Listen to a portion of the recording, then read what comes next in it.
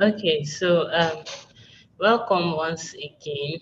If this is your first time joining us, this is Bincom Dev Center, and we regularly organize um, graphics meet.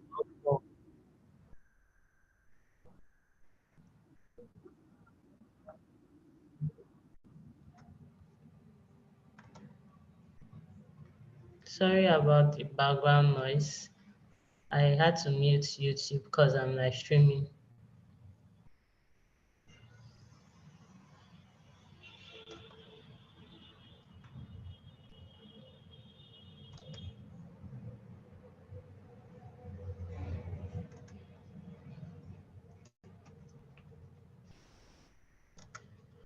All right, so Bincom Dev Center is a multi-location technology talent development and solutions platform. At Bincom Dev Center, we have our locations at a few places here in Nigeria. We are virtually near you. We have a center in Yaba, Lagos State, Ibadan, Oyo State. We have in Kano State. We have in Kaduna State. We also have centers in Ijebu, Ogun State, we have in Warri Delta State, United Kingdom, and we also have plans to expand to as many locations as possible. So to find out more about our spaces, you can check blog.bincom.net/campuses. Our centers are available there. So we still have plans to extend and expand our reach to almost all the states in Nigeria and beyond. So in Bincom Dev Center, we have different services we offer, which includes Bincom Academy, Bincom Tech Internship, Bincom Tech Apprenticeship, Bincom Community Events and Projects. We also have Lightspace. We have Bincom Global Tech Program. We have the Emigrate. We have Bincom Mentoring Platform, Labs by Bincom, Bincom Tech Career Coaching. So let's drill down into some of our Bincom Center services.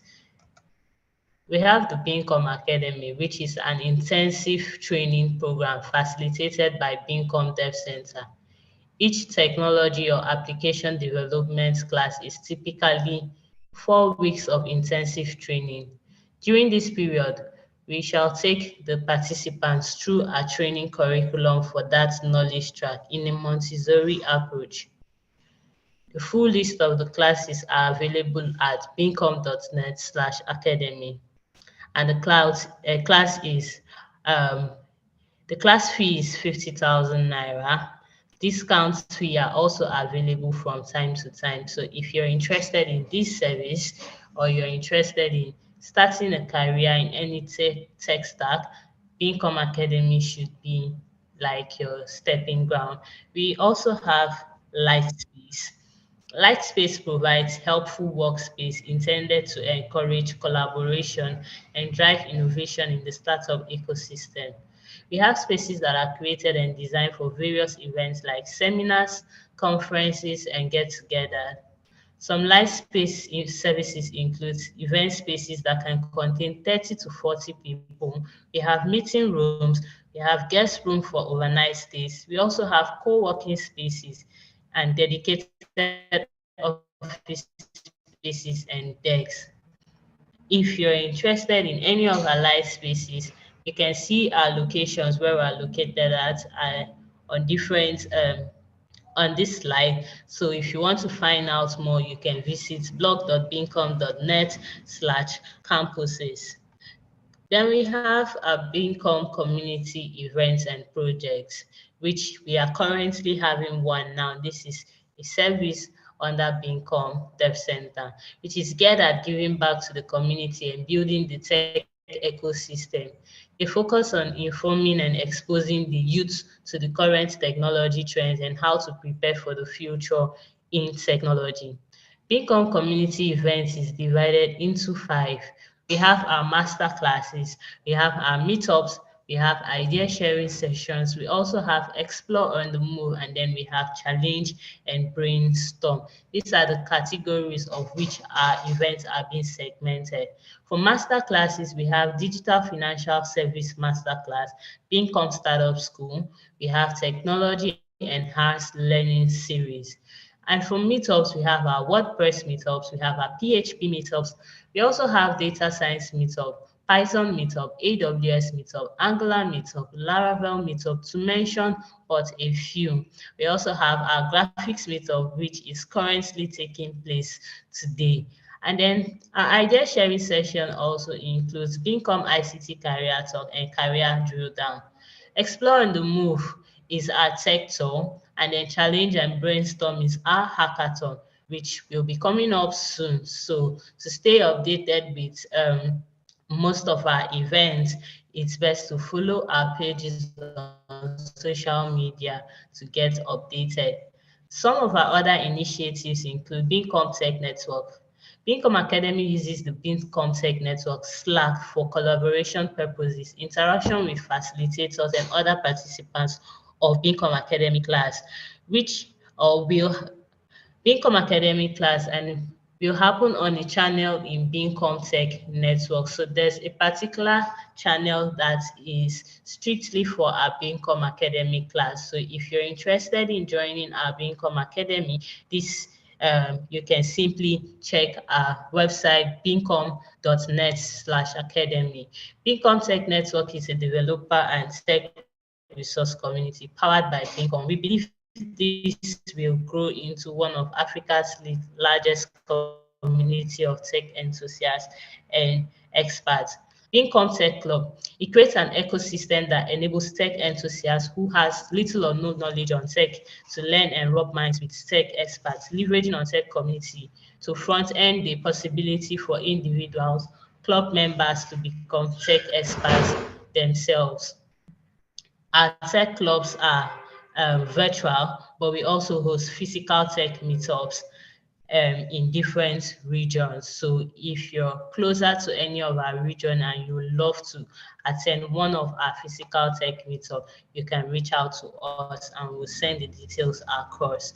We also have the meetups. This has already been talked about. So we'll move on to our global tech program. So if you're looking to learn a skill, gain experience, or gain exposure, Global Tech Program is a solution to launch your tech career globally. You can learn a skill which includes individuals and customized learning paths, mentors and facilitators at every skill level, co-working spaces with internet access. To gain experience, we give you real-life projects to work on as you grow, internship and tech apprenticeship. We help you build your resume with clients at every level. And then to gain exposure, we have international career packaging and placement, guided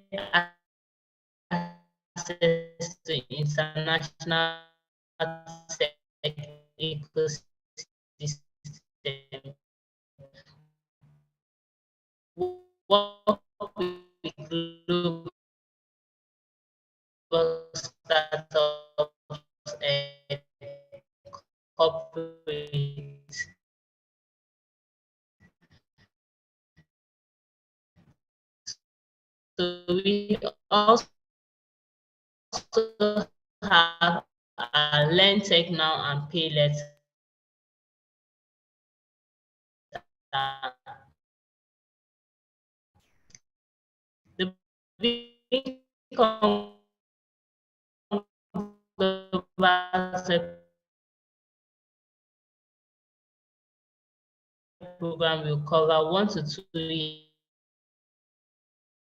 years, which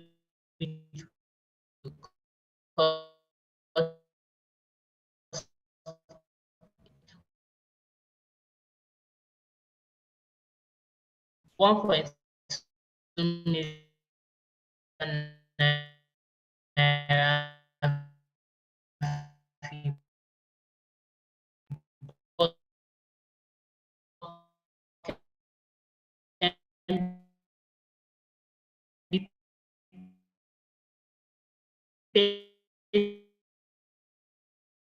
letter instrumentally through the well with you and you're interested in appreciating sleep on this, it is packed up with a lot of resources, a lot of experiences, a lot of tools you'll be using to launch your tech career globally. Then we have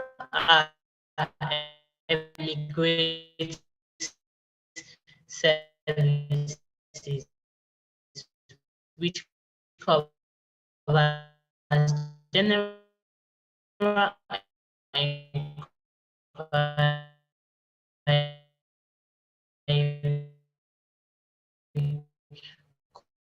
coaching and hand-holding. We also have self-directed roadmaps to qualifying for a tech-enabled visa. Roadmaps to a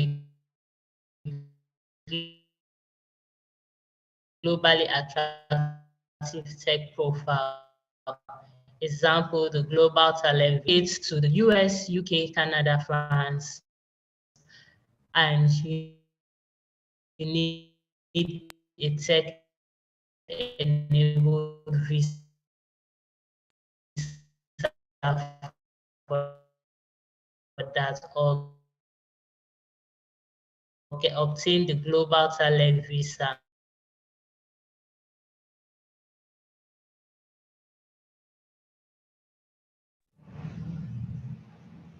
Hello, can anyone hear me, please?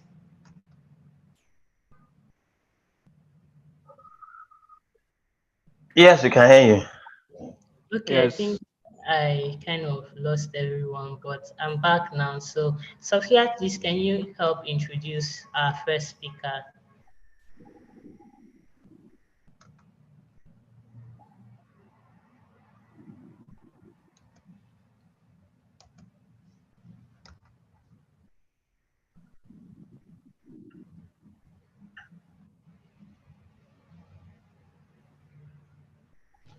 Okay, thank you.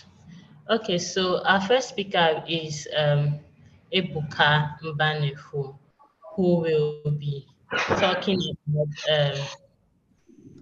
our theme for today, which is design innovation, exploring cutting edge trends and future possibilities. So let's hear what he has to say on that. I'm sure you have your pens and books close by because there'll be a lot of jotting down. So it's necessary that we keep this close.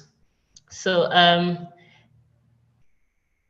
Ebuka Mbanefo is a brand designer who is also a freelancer, a creative graphics designer, and has been in the industry for quite a couple of years now. And I'm sure he has a lot to inspire to let us know about the theme exploring cutting edge trends and future possibility.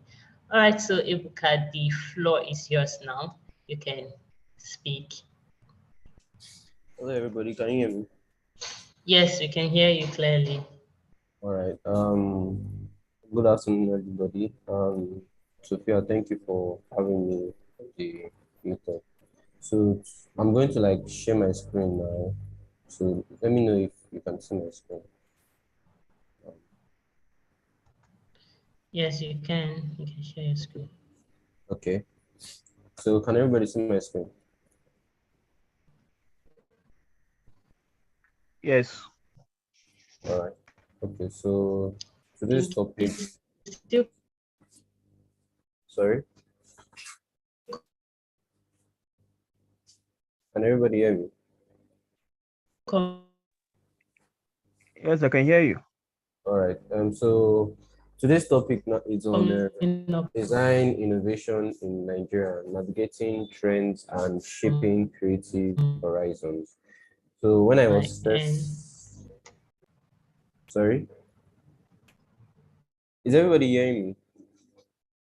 I want to confirm that everybody's hearing me because I don't know whether my net is Yeah, we bad. can hear Yes, you. yeah, I can hear you. Okay, awesome.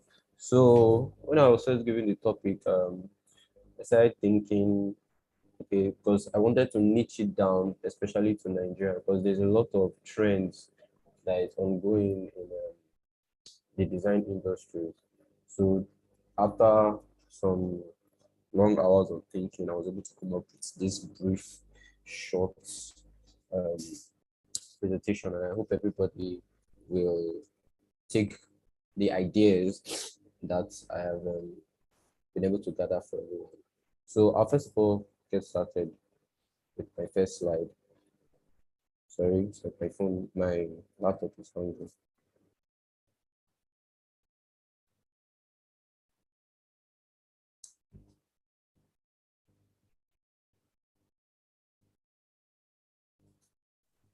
Give me a second.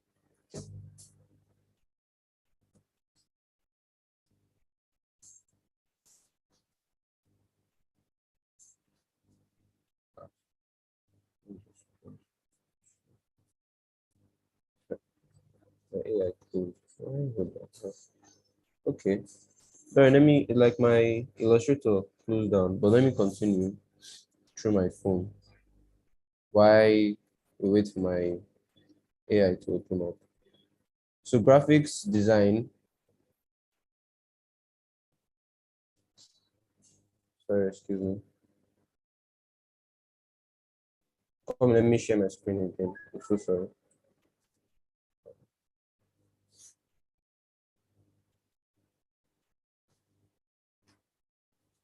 But before I even continue, I would like to know, are we mostly designers in this meetup? Is everybody familiar with design and graphic design? Please, anyone? Yes, yes, we are. Yes. Okay, okay, that is great. That is great. So normally we all know that graphic design is just a means of communication through visual symbols or elements just to pass down particular information to an audience. So there are various ways of by which you can pass down information with visual elements and symbols. You can use imagery, you can use text, you can use icons, and you can use symbols. But when you bring it down to Nigeria or Africa in general, um, most of the common way we use visual elements to pass down information are mostly through um, flyers. Let's flyers. And in most of our flyer designs, there's always um, an element, there's a text that is representing to pass down information, and there's always some form of imagery because in most of all designs, imagery is always very important and typography. So from my slide, or I'll get it all. From my slide, I said graphic design, Nigeria graphic design is transforming due to cultural influences, digital advancement, and growing creative landscape. In this, our talk, we are going to explore the cutting edge trends and future possibility in Nigerian graphic design. I'm sharing my screen again. My AI is opening. So, while we wait.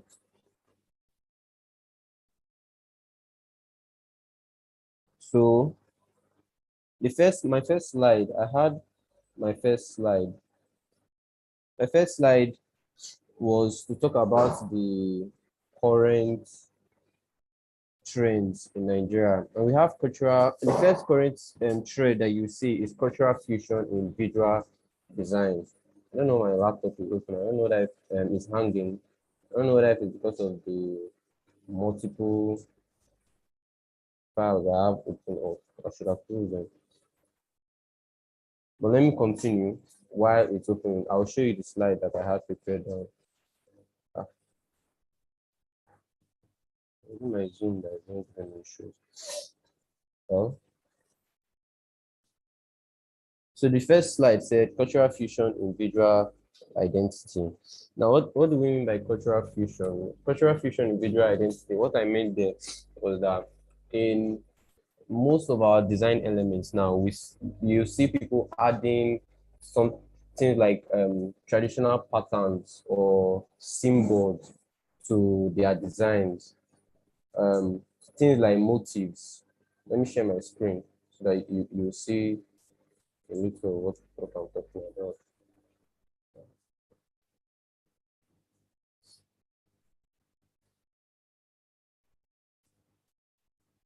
Sorry for the inconvenience. My laptop was working very fine before this meeting. All right, so motifs.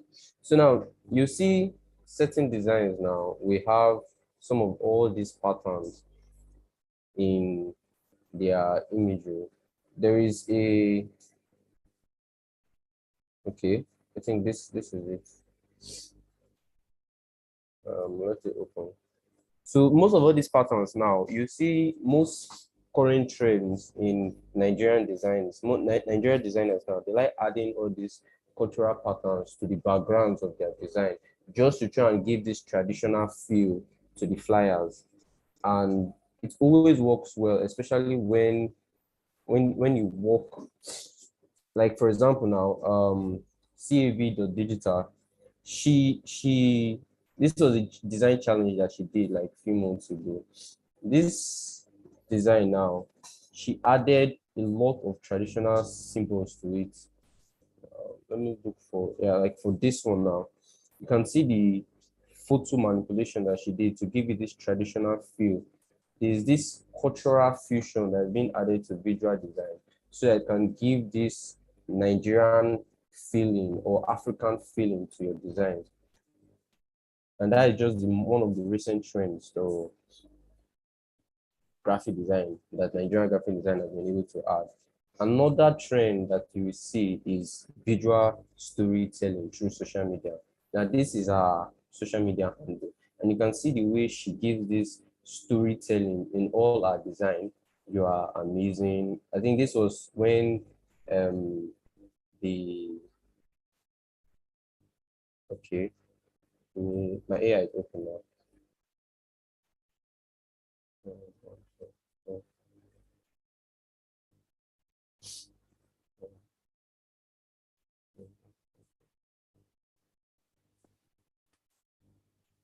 So you can see the way she gave all these visual traditional feeling to all the design. I'm so sorry. Things would have been more Hello? better. Yes, can you hear me? Mi ò tíì rí i pé mò ń ṣe meeting lọ́wọ́ tí bá ṣe tán.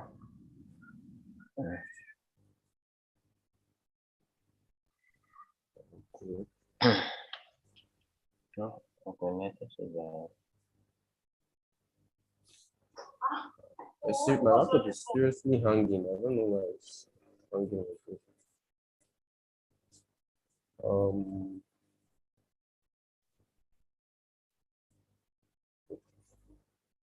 okay. So visual storytelling, you see engaging designs that it captivates the audience in the different platforms. This one is Instagram now. You can see the way she used designs and the different slides, and they are all linked to each other. This was the main cover of the slide, and you can see how she went into talking about the brief for the challenge, and then went to another brief, all just captivating photo manipulations to just draw the audience to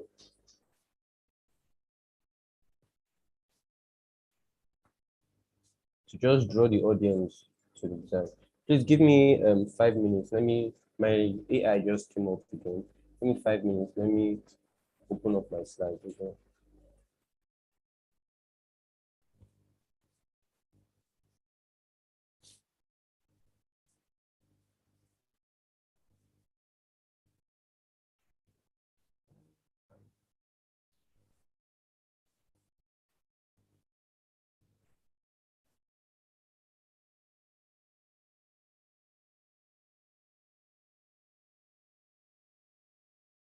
Okay, so please, while we wait for our facilitator, please, if you're just joining us, I would like to meet you, or would all like to meet you. So please introduce yourself, your name, and what you do in the chat. Thank you.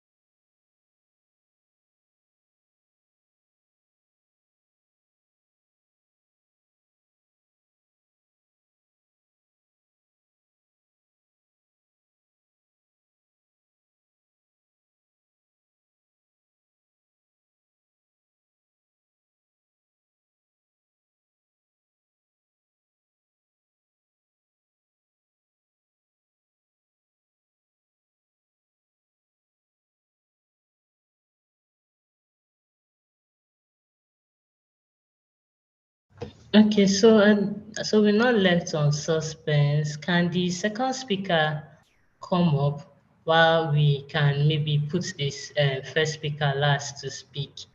So we are not left on suspense.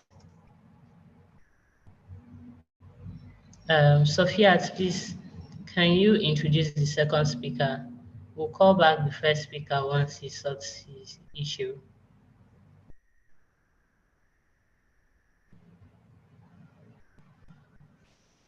Hello, is anyone hearing me? Yes, I can hear you. I can hear you. Okay, please, can we have the second speaker? Peter, please, can you come up while we wait for the first speaker to fix up?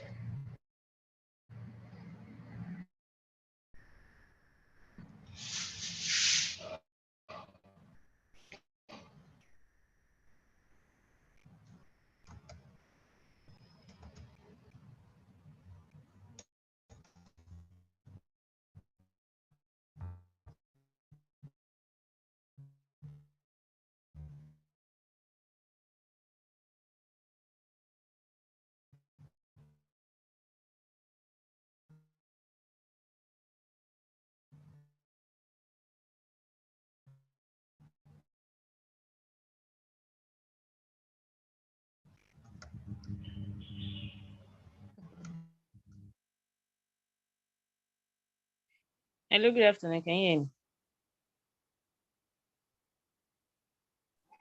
I can hear you.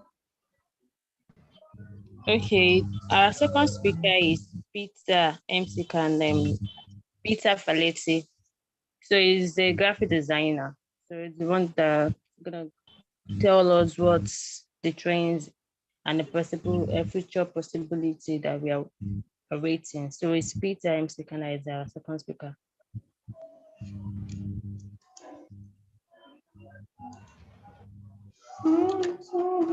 Yeah, hello. Good afternoon, everyone. It's good to Yeah. be here today, and it's a wonderful thing to have everyone. I believe you have about 11 of us on this chat. And Please my name is Peter. show your face, please. Sorry. You want to see my face? If you want to see my face, you have to pay. You need to pay for that. I don't know. Please, I'm showing my face. I'm not showing. I've actually unmute my camera, but it's not showing. I don't know why. Can you see me? I've been on my camera. can continue to show. Maybe it's on network. Sorry. Oh, network. Oh, but let me once again introduce myself. My name is Peter. Peter Filate. You didn't pronounce my name well. You must pay for that, but I will partner you for now. And people call me Peter Macan. I don't know why they call me Peter Macan, but I'm actually being Peter Macan. And I'm a graphic designer, and I'm into so many things. I don't know things I'm about. This class here takes me as a graphic designer, and I'll be taking you innovation. Innovate and design innovation, exploring cutting edge trends and future possibilities in design. So, firstly, as my first speaker was actually taking, but before he cut off, I started putting on something on the design trends because these days we need to look at the way we put our designs in place and how we turn into something reality for people to relate with, or how we put designs for people to really understand very well. I'd like to share my screen so that I could take you through the slide I have. Like I said from the beginning, and this class is for design innovation, exploring cutting edge trends and future possibilities. You're welcome to Bincom Academy once again, and the class goes as this. Design innovation is an exciting field that involves exploring cutting-edge trends and future possibilities to create new and groundbreaking solutions. And in designing, the only thing we do, or the only thing is expected to do in design is to create solutions to your users, your customers, to your organization, whoever it may be, but people must be able to relate that, okay, I want something like this is what I have, and I want it to turn into something I can show people. So it becomes a reality thing for people to be able to relate when you design something for them and it becomes something else. And firstly is if you're talking about the future, you're talking about the past, you're talking about the present, and designing that we have been seeing. When we were small, we used to see some designs, and I call it like I call it the roadside designs. They are always being scattered, and the thing you see is you shall know that this person is a graphic designer. But now you are seeing designs that once you see them, the way they compose them, the way they put the colors, they put text, they put image, they make use of their backgrounds, the way they put things together, you begin to wonder that how do they form this thing and turn it to a design? And people will begin to understand that, oh, this person is talking about so thing, they want us to know this is the thing they are talking about. So and the future now is most things that we are seeing different things, we are seeing different applications to design, different ways to how to design. So people could just um put their designs and say it to Google, and Google will generate something for them, and begin to see that okay, the future is actually bright. Something else is coming up in designing, and to be creative about it, and new things are actually being generated for us to go about our graphic designing stuff. And in the next slide, and what graphic design is, because I really want us to know what the graphic design is. And graphic design is a creation of visual composition to solve problems and communicate ideas through typography, imagery, colors, and fonts. What I mean by the typo is actually the font size, about you see people making use of their then letters, making use of letters to do design, and you begin to relate that this is nice. Then in the olden days, I don't know how they put things together to do design, but presently these are just very different. And in the futures to come, we are beginning to relate that the future is very bright by using text to do designs and the image type too. You can just be creative about getting image online, getting pictures. Sometimes you see photographers take pictures and turn it to a design, and you begin to relate that okay, there's a person using an image of a food seller, there's a person using an image of an office, and all those things. And colors also makes us love the things that we do when it comes to graphic designing. Colors create more attention. It brings more attention to most of the things I will do when it comes to color in designing. And the forms are actually the ones that we, whenever you see the lines, the tag, and the logos, and all those things. And people now, in the form of, instead of them just putting their design up there, they wanted to have a symbol, something that represents them, something that can speak first for them, something that people will be able to represent. Okay, this is also the person that owns this thing. So they have the different ways of composing them to solve the problems of the audience. And there are no one way to call that and to do that. And that's why we have several types of graphic designs, each with their own areas of specialization. So it depends on how, where, and wherever you are trying to bring your own designs to be. But the most part is the way you put them together for people to understand, and it makes a better future for you as a graphic designer.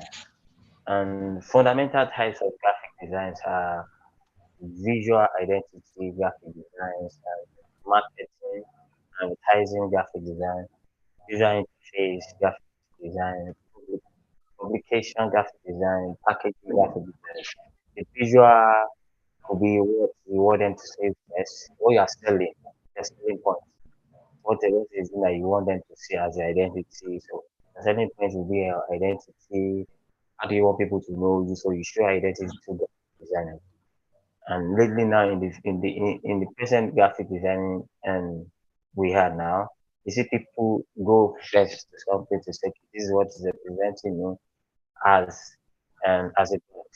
And the marketing part too, you see people have to sell something out that okay, this is where we are, this is how we do them. And the user interface, you need to share, and after finishing your work, you need to show it out to people, you need to try to review it for you to see the output of what they are doing, the publication also, how you put most of your brand out, and also the packaging is the packaging and design whereby you see product and all those goods and services then out. And firstly, we'll talk about the visual identity is a brand, and a brand is a relationship between a business or organizations and its audience. A brand quality is how the organization communicates its personality, and also tone and essence, as well as memories, emotions, and experience. It's just for you to just show what you do in the company and your brand name, the brand color, your brand identity, showing to people that okay, this is what you do, this is you, this is you. So there is it's just the color, the logo, and the image that represents you as a font. That's how. So it was just those things that represent us as a brand identity that will go first as a graphic designer. So in any form that you are seeing somebody who is a graphic designer now, so the future, the past, what they will show you first is their identity. They want you to see who they really are. So that's why you see logos everywhere. We see colors everywhere. We see people just displaying who they are through their logos and their colors. Then secondly, we're talking about the marketing aspect, the market and the advertising graphic designer. So once you are going by the road, you see banners, you see posters, you see mock-ups, and you see billboards. you see lampposts, you see bus branding. So these are the marketing strategies of graphic designer. So these are the things that can't be scrapped away from designing. It has been in the past. It has been in the past and still in the present. So it has always been here, and it will forever be in the graphic design industry. So these are the most important things that you should also note in the graphic designing aspect, because if you are not keeping the marketing and the advertising in this industry, I don't know how you want to put it. But as a graphic designer, you need to put this thing first. You need to think about this thing first before you can decide to think about what to do next. Um, Designers can specialize in specific types of media, vehicles, apps, or magazines art. For example, it creates a broad assortment of collateral for print, digital, and beyond. So they are futures. You can't scrap them away from graphic designing. So I don't know how you want to put it. There are different ways, but you can actually showcase them to people that okay, this is what we do. This is how you want this, and the marketing strategy to be, because they are futures. They are the trends. They are they are things that work. They are things that work for the industries. So you can't run away from them, and they can't even run away from you except you just want them to. You just don't know how to do them. So we need to keep to this because it works for the present and for the future. And also the user interface. Whenever you do something, you must make sure that you see the outputs, and it might not be you particularly. You might just show it to people. Okay, this is what I did. Okay, let me review something like that. So you must see whatever you do after finishing it. You you must see what you did. Not that you just finish it, that you just decide, okay, I'm done. So a user interface is how a user interacts with a device or application. Mostly you see the UI UX designers and how they do their things. After they finish it, they must actually review whatever they've done. UI designer is a process of designing interface to make them easy to use and provide a use-friendly experience. A UI includes all of these things a user interacts with: the screen, keyboard, and mouse. But in the context of graphic design, UI UX focuses on the user's visual experience and the designs of the screen of on screen graphics elements like button, menus, micro interactions, and more. It's a UI UX designer's job but to balance aesthetic appeal to technical functionality. So what basically this means is, as a designer, you must actually review your designs after you must actually done finish before you can actually send it out. So the main job is to balance your work, to make sure that whatever you're doing is in balance. So it it fits into your future designs and make the change flow. If anybody can hear me, please can you just say hi? Hi. All right. Ah, okay. Thank you. Publication graphic design. Uh, I, I, I won't say we are going to let out some things out of this when it comes to graphic design. I don't know, but as a graphic designer, if you are not into printing, if you are not into um if you're not into publication, I don't know where you want to be. Maybe you just want to be an online graphic designer and you're just doing that alone for yourself. Because you can't do graphic design for personal use. If you want to do graphic design for personal use, when you do a design and somebody you post it and somebody see it, they might say, okay, I want something like this. If you now say, okay, I need you to help me do printing something. So are you going to say no, I can't print? No, because it's part of the work, it's part of the work process and it's part of the future. Because whatever you do now, you actually migrate from one to another. So publications are long form pieces that communicate with the audience through public distribution. They have traditionally been a print medium. Publication design is a classic type of design. Think book, newspaper, magazines, catalog. However, there has recently been a significant rise in digital publishing. Graphic designs, graphic designers that specialize in publications work with editors and publishers to create layouts with carefully selected typography and, and company artwork, which includes photography, graphics, and illustrations. Publication designers may work as freelancers, as creative agencies, members, or in-house as part of the publishing company. So as a publication graphic designer, so you must print. That's what it's based on. So these are things that you can't let out from the industry. And we have been, when I was small, very small, I've been seeing people print. I've been seeing my books when I was in primary school. Also, I was even my nursery school. I've seen paper being printed, my book being printed, my exercises being printed. So these things have not been let out of the graphic design industry. So they are the future to come when it comes to the trend in graphic design. So they can't be scrapped, but it's just been advanced. And the way it's just been advanced is the way people design now is just the most advanced part of it. So you see most, then you see some of the designs now, how they are being laid, put together for people to understand that yes, these are the creative part of how we are painting. You see agencies now, that now you have specific and offices that are being set up to handle some things for people. Even radio stations now, there are some things that they are being specific for when it comes to in the design industry. So different areas, but we have the futures to come. There are even more to come. But when it comes to the future, there are even more to be introduced to the graphics industry. Thereby, we see more things to also leverage on. And you only get to Shomolu now, you see many people printing, different ways of printing, offices printing. And you can't deny that the same printing that they are printing in Shomolu, the same thing that there are set of agencies that they are printing. But there are different ways of how they are doing it. You see this magazine and this old banner. There are different ways of how we put things together and for people to understand that, okay, this is what we are saying.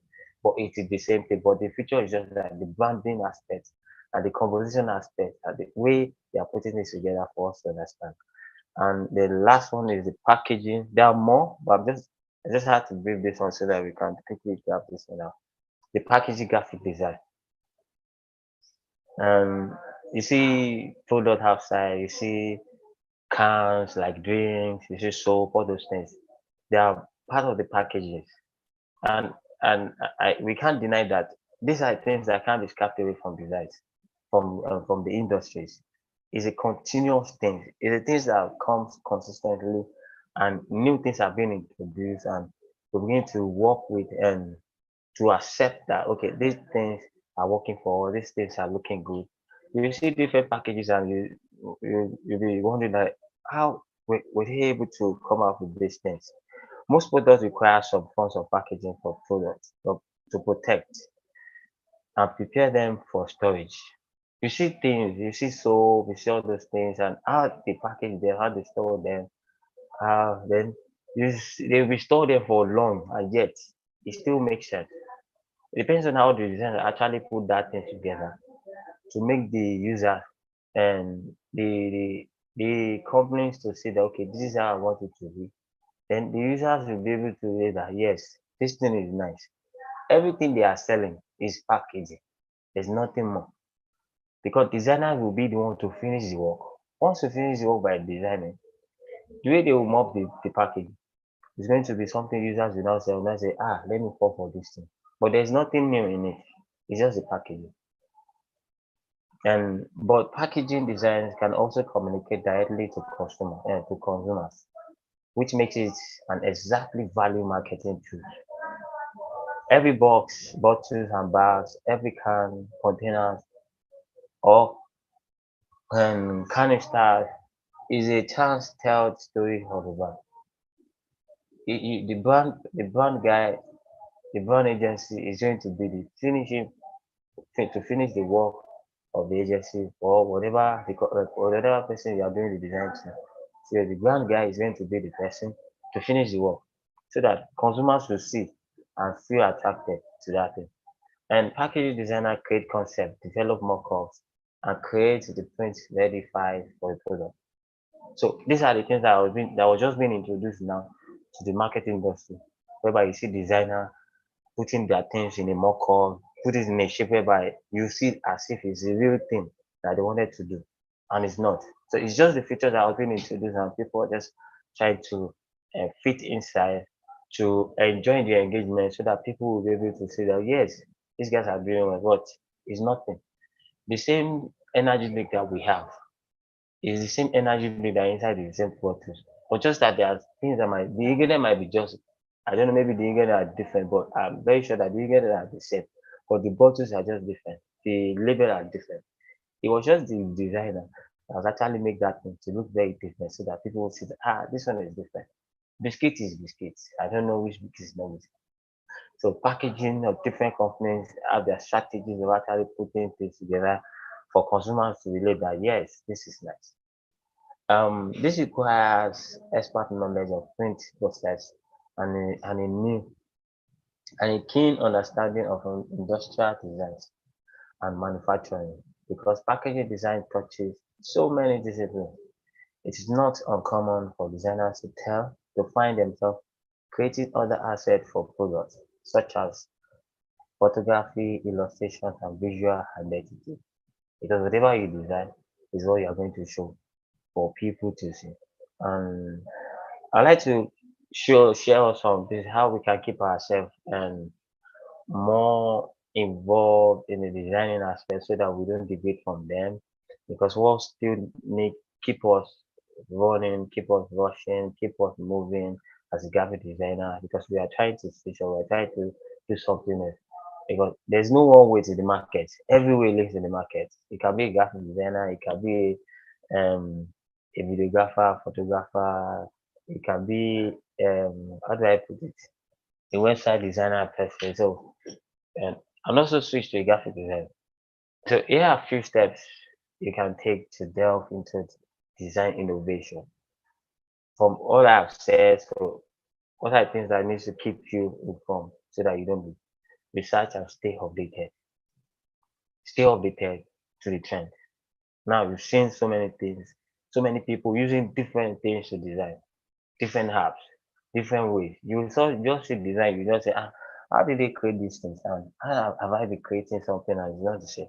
There are different forms of how you can create your designs, but it now depends on how you can and do the layout, do your compositions, do your colors, your background, how you keep them straight for people to still understand that yes, this person is doing well. You just research and stay updated. Otiton, you don't finish. Nothing more. Sorry if I'm speaking your bathroom. So you just keep us updated and keep yourself informed about the latest trends, technologies, and advancements in various industries. Follow design blogs, attend conference, and explore emerging fields to gain insight into potential areas for innovation. Nothing more. You don't need to do no go and find one power, go and find one energy. Just go online, check more updates about the design trends, and you get it all. Even people are using Canva now to do designs for different reasons. And you wondering that how this person was able to do this. You don't know they are advanced Canva. There are a lot of tools that you can use to do. It's not tools that you know that you can do. There are a lot of tools that you can actually learn. So keep your research intact and stay updated. So it helps as a graphic designer. And also identify users' needs.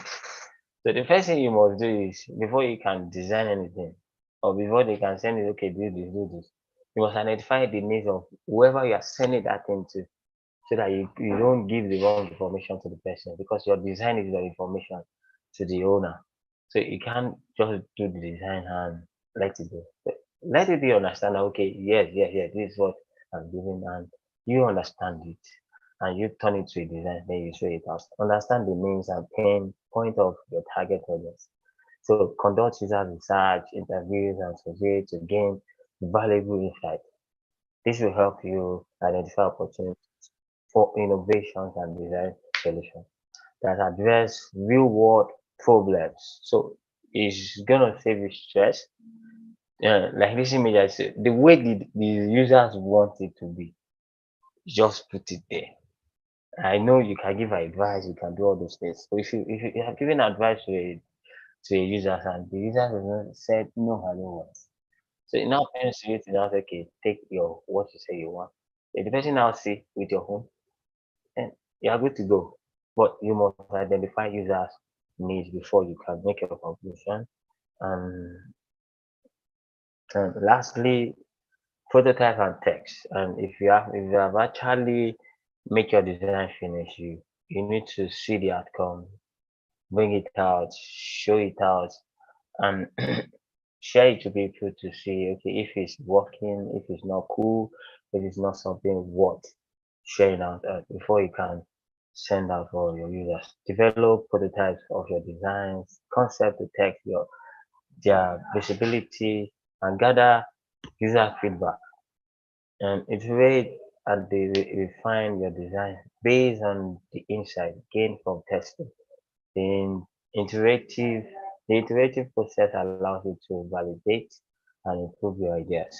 So after designing, what you must do next is check other ideas, other lessons, and review yours, and also share it to people to make them see what you have done, so that you don't go out of the update or the expectation of what you are supposed to give. And in conclusion, trend predictions contribute to creative process of design, trying to make futures vision more flexible.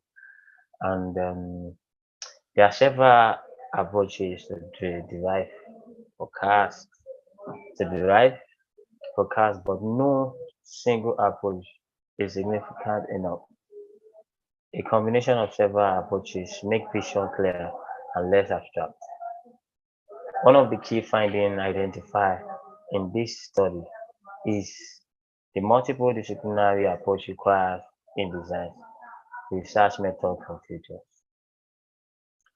Thank you very much.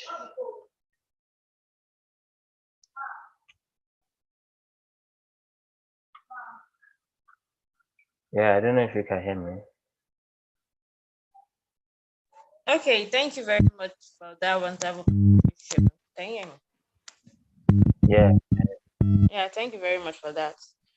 And then thank you for enlightening us more on how we can be um we can have these things in our hands, that we can make research and everything.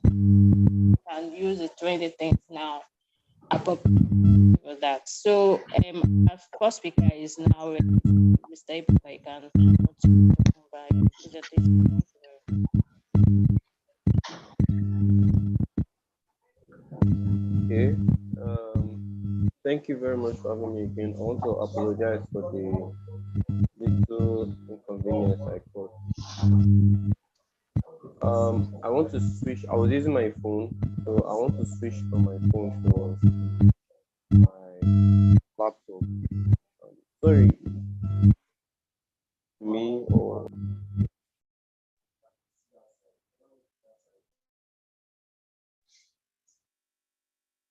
so.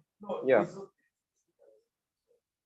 Thank you very much, Peter, for the wonderful session. I learned a lot from the session. I presumed when I was invited to be a speaker, I presumed that most of the people that will be here were already graphic designers. So I didn't prepare anything that had to do with what graphic design was, how to get um, how to understand the elements, and all. So I just presumed that everyone here was already into graphic designing. So I was just looking at the discussing the current trends that was already available that we were not aware of. So that was what I prepared. So thank you very much, Peter, for that wonderful session. Um, coming, I'm still joining the meeting.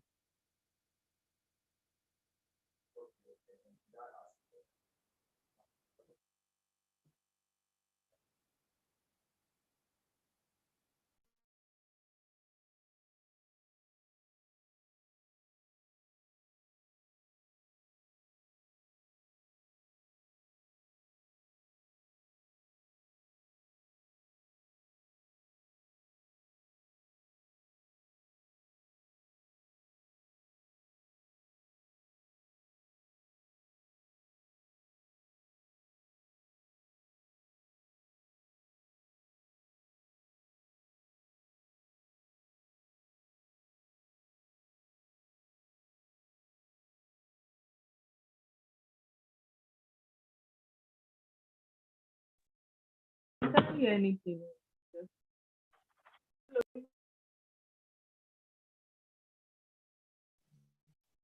I don't. Maybe it's network. I guess.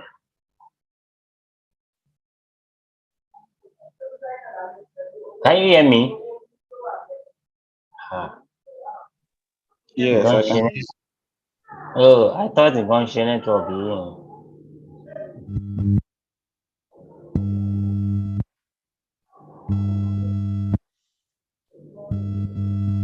Your Sophia network is singing. Hello, can you hear me? Your Okay. network is singing. Ebuka, your screen is coming up. Somebody is here. King David is here. Can you, Ebuka, you can continue while Oh, you're Jack. speaking.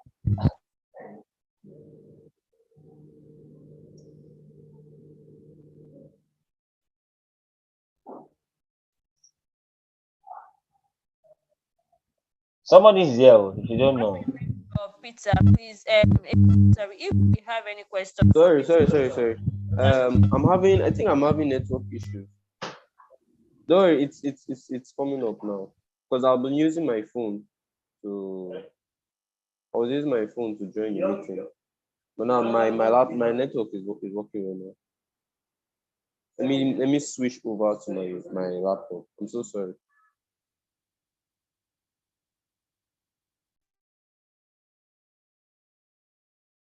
Okay, if you have a question that you want to ask, you can start dropping it now so that for the speaker that just finished now. So you can drop it on the chat box. So after the whole sections, we take the questions.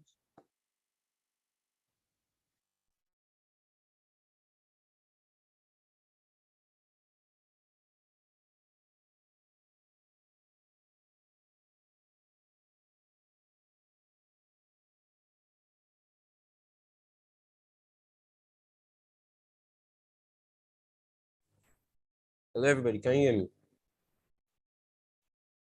Yes, I can hear you. All right, thank you very much. I'm so sorry for the inconvenience. Please, I would like to share my screen.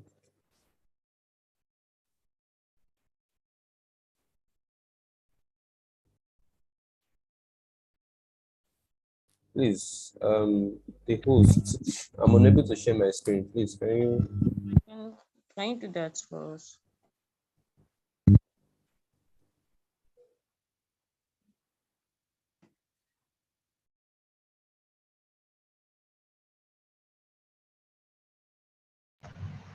Sorry, please, who am I making a host? I can't see Ebuka here.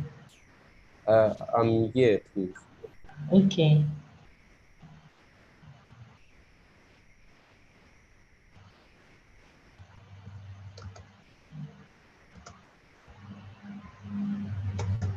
All right, you can share your screen now.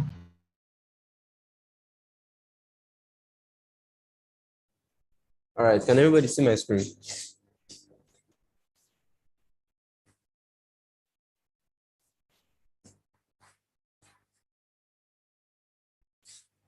Yes, I can see your screen now.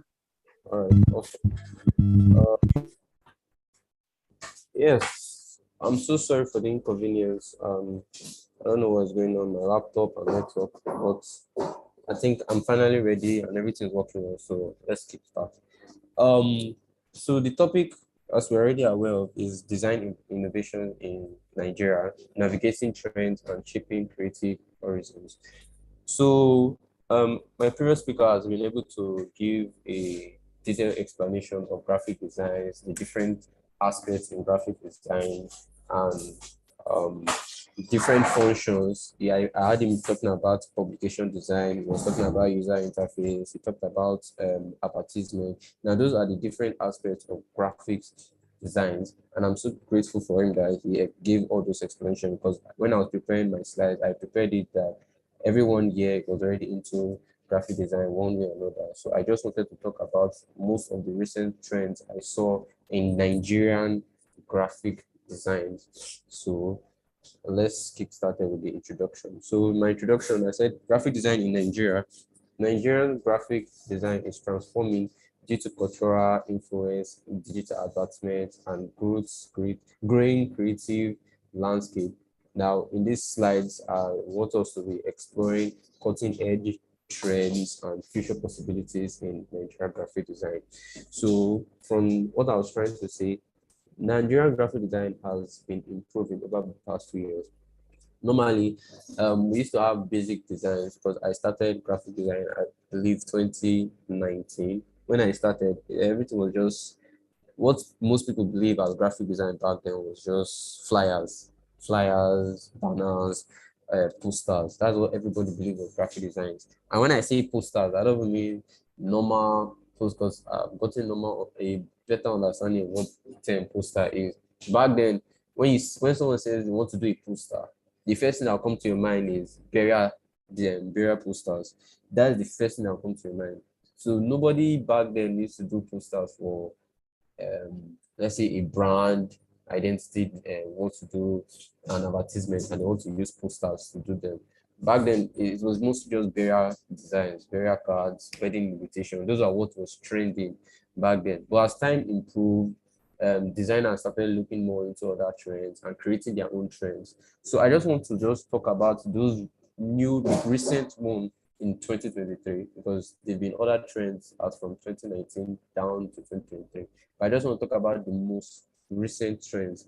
And one of the recent trends is cultural fusion with visual identity, where you see blending of traditional motifs.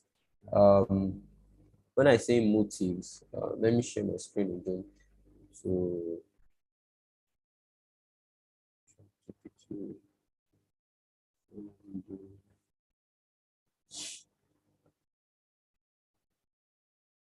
I'm coming to. All right. So motifs from the if you Google motifs are just decorative images or design, especially a third one of pattern. So these are just example of those motifs. More like motifs are just generally what I see them as are just patterns. Um, African patterns or traditional patterns. So you see most of all these patterns or designs, most Nigerian, especially recent trends in Nigerian designs now, they always like adding all these patterns to just give a little feeling of a traditional feeling to the design. And I think I did a design. I'll first show you my own design, then I'll show you a design from some of my mentors. So this was the design I did a few years back, I think 2022 or 2021, I can't remember. But if you notice, if you check by the side, you see those patterns that I'm talking about. Now, this was just to make the design look a little more creative and give a little so it's just I also did it in this second poster as well, just to just give a more African feeling to the design. So that's what you see in most Nigerian. You can play around it anyhow you want to do, but I think mostly what I've seen and what I've used personally on my own designs are just on mostly on the background, sometimes on the image as well. Sometimes I would work on the image and change the what do you call it, the attire of the person to just give this African. I'll just put some patterns on the attire to just give this African sense or this African feeling to the design. Then that is cultural fusion in visual identity. So you see most designs will always have these symbols, even the choice of colors too on the designs. They're always been having some amount of traditional feeling on them. So another current trend that I've noticed is visual storytelling through social media. Now back then um,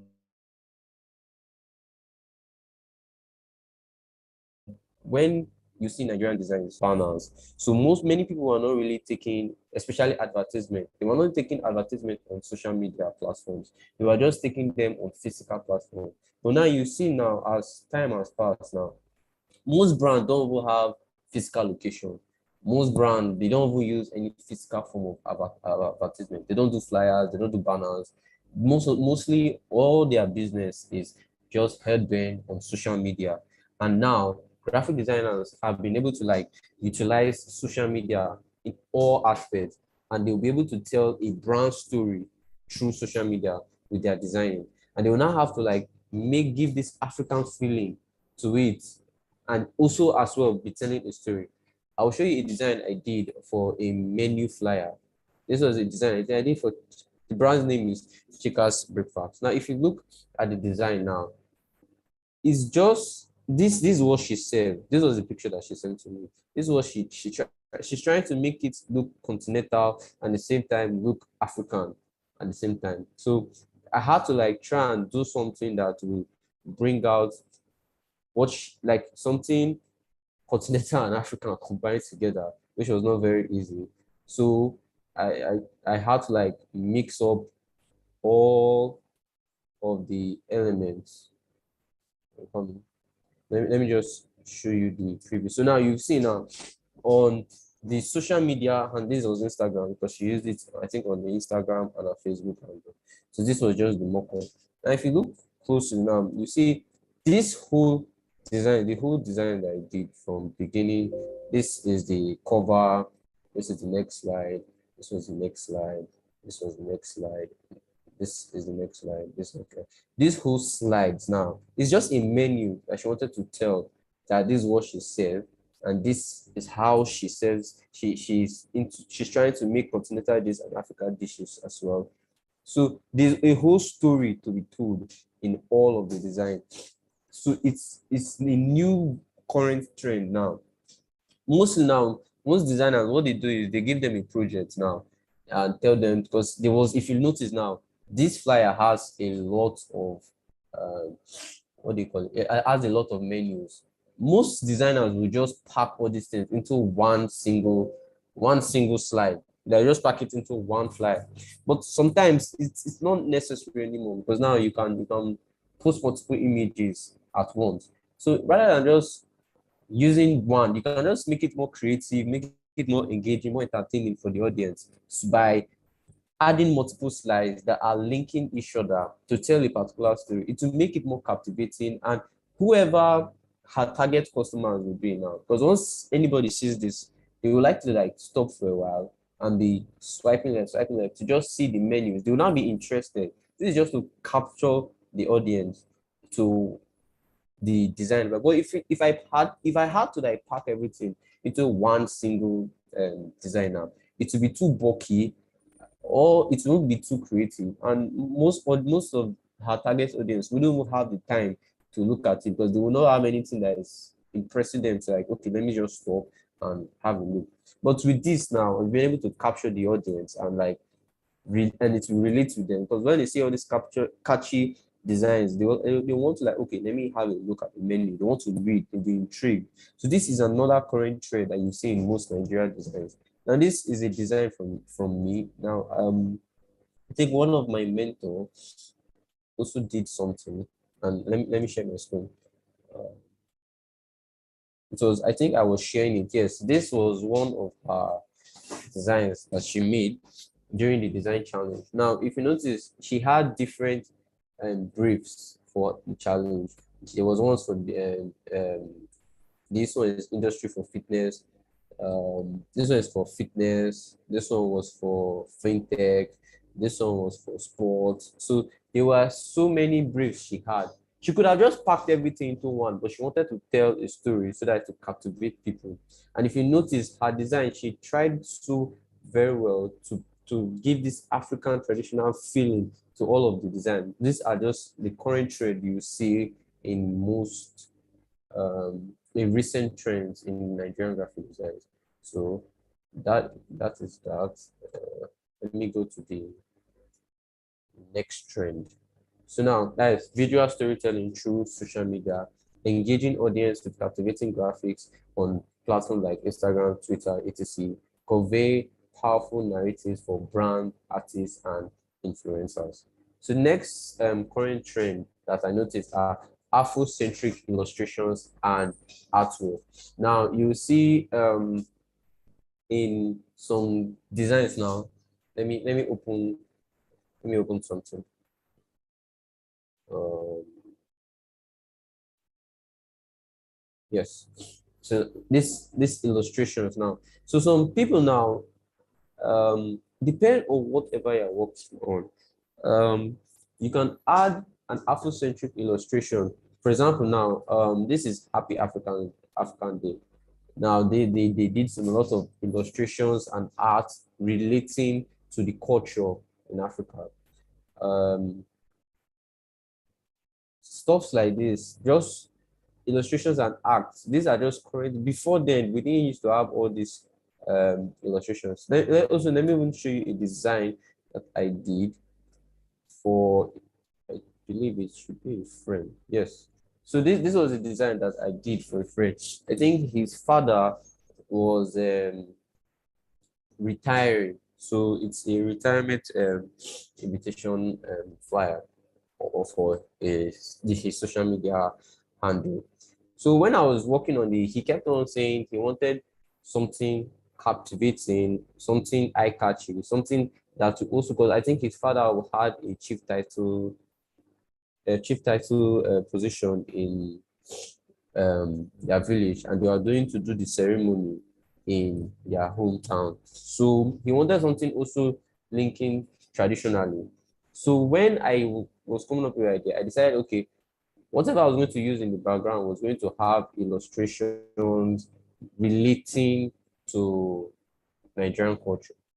So I didn't want to make it too, because definitely I had to consider print, I had to consider the amount of money I charged him and my time. So that's why I didn't really look more. So I just, if you notice at the back now, it's just something of those motifs and symbols that's what I use for the background to convey everything. But all of them are just illustrations and arts to look Afrocentric.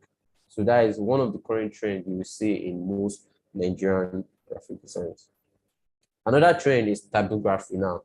Now, if you check this post I did here, you will notice the bold typography. Now, typography has always been a major element in graphic design since the times of old, even before I started graphic design in 2019.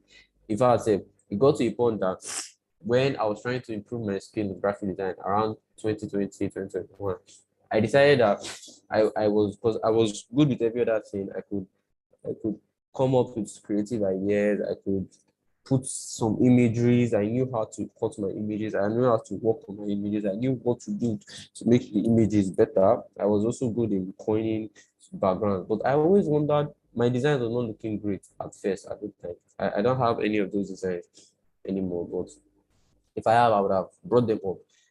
What saved me was typography. I had to go and on YouTube look for courses on typography, and it was typography that actually saved my work. How to use typography to call hierarchy, when to make something bold, when to make something bigger, when to make something light.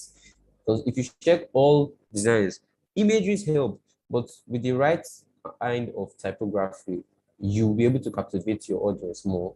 Because when they see the typography and especially repetition in your typography, they'll be like, it captivates them to like view and look into the design because they see repetition in them. They see, oh, this one is thicker than this. And when you play around them, it's always fun when you play around them.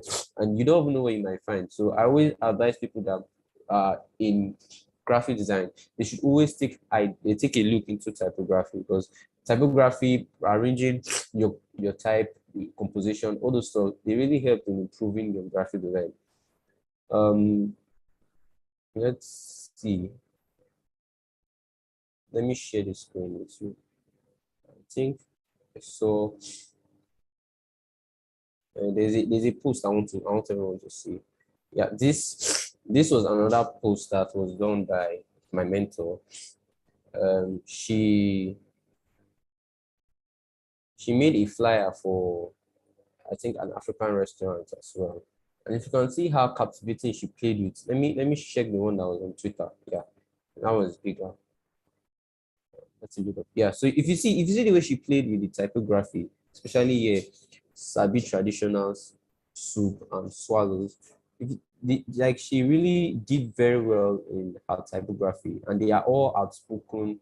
they are not even normal. They are not like the normal or the usual typography you usually see. Because if you check all of our designs, our typography is out of this world, really, really out of this world. Let me see if I can get to her page so that I can show you the way she plays with typography. It's really, really captivating. So this is another current trend we see in most designers. The way you play with typography. See the text here. See this here. Typography really helps in showcasing beautiful works. I think there's another Uche.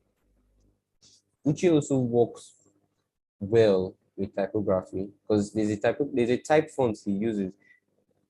I'm not really a fan of the type, but I love the way he plays with his font. I love the way he plays with fonts and with the arrangement. And I understand why he uses that font because the font is linked to his logo. So that's why he uses those fonts. But he's really, really, for example, see this flyer and see this type, deeper. So if you can master typography, especially type font effects, it will really help in bringing out your work. So current trend now is, let's go back to the slides. So the current trends is typography that speaks volume. So if you have a good typography, you will have a very well outspoken design. So custom typeface relating vibrance of Nigerian language, distinct local flavor enhancing messaging. Now this custom typeface, now you can see it in one of my mentors, like this kind of font now. It's customized and it speaks more. It speaks more for the design. So that is that. So those are the current trends that I think they were more popular. There are other current trends, but these trends you see them in your current often in graphic design.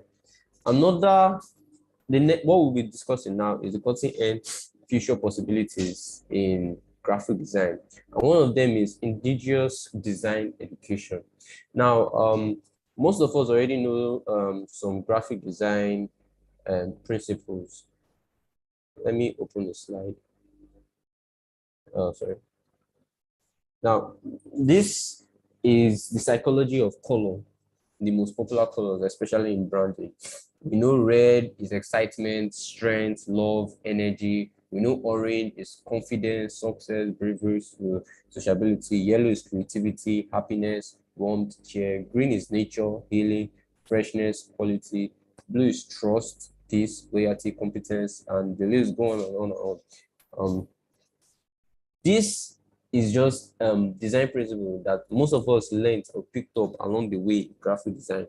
But I believe that one of the future possibility in Nigerian graphic design is that we would start seeing things whereby we'll have our own personal design education, whereby we have in our culture, we can be probably in our culture, red speaks this. So when we are designing, we are to use this red color for so and so. When we are designing, we are to use this blue color for thereabout. And also when we use certain patterns and arrangement. So we're going to have our own indigenous design education because as times proceeds, because now we are the only culture, part of the world now that uses all these traditional symbols, traditional patterns. The other side of the world, the other designers now, they don't really use all this work for their designs. We are the only one that uses them. So at a certain time, we'll start creating meaning to all those symbols, to all those patterns.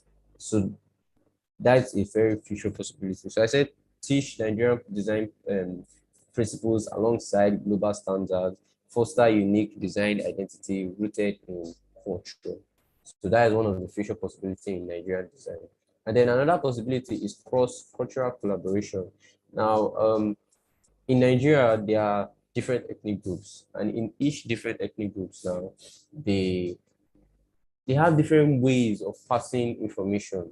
The Igbo culture, they have their way of passing their information. The Yoruba culture, they have their own culture, they have their own tradition. So every culture have their own tradition. So the future possibilities you see now in the use of all these symbols, all these motifs, and our cultures to try and pass down a certain, because there'll be times whereby we want to like pass down information towards inter cultures.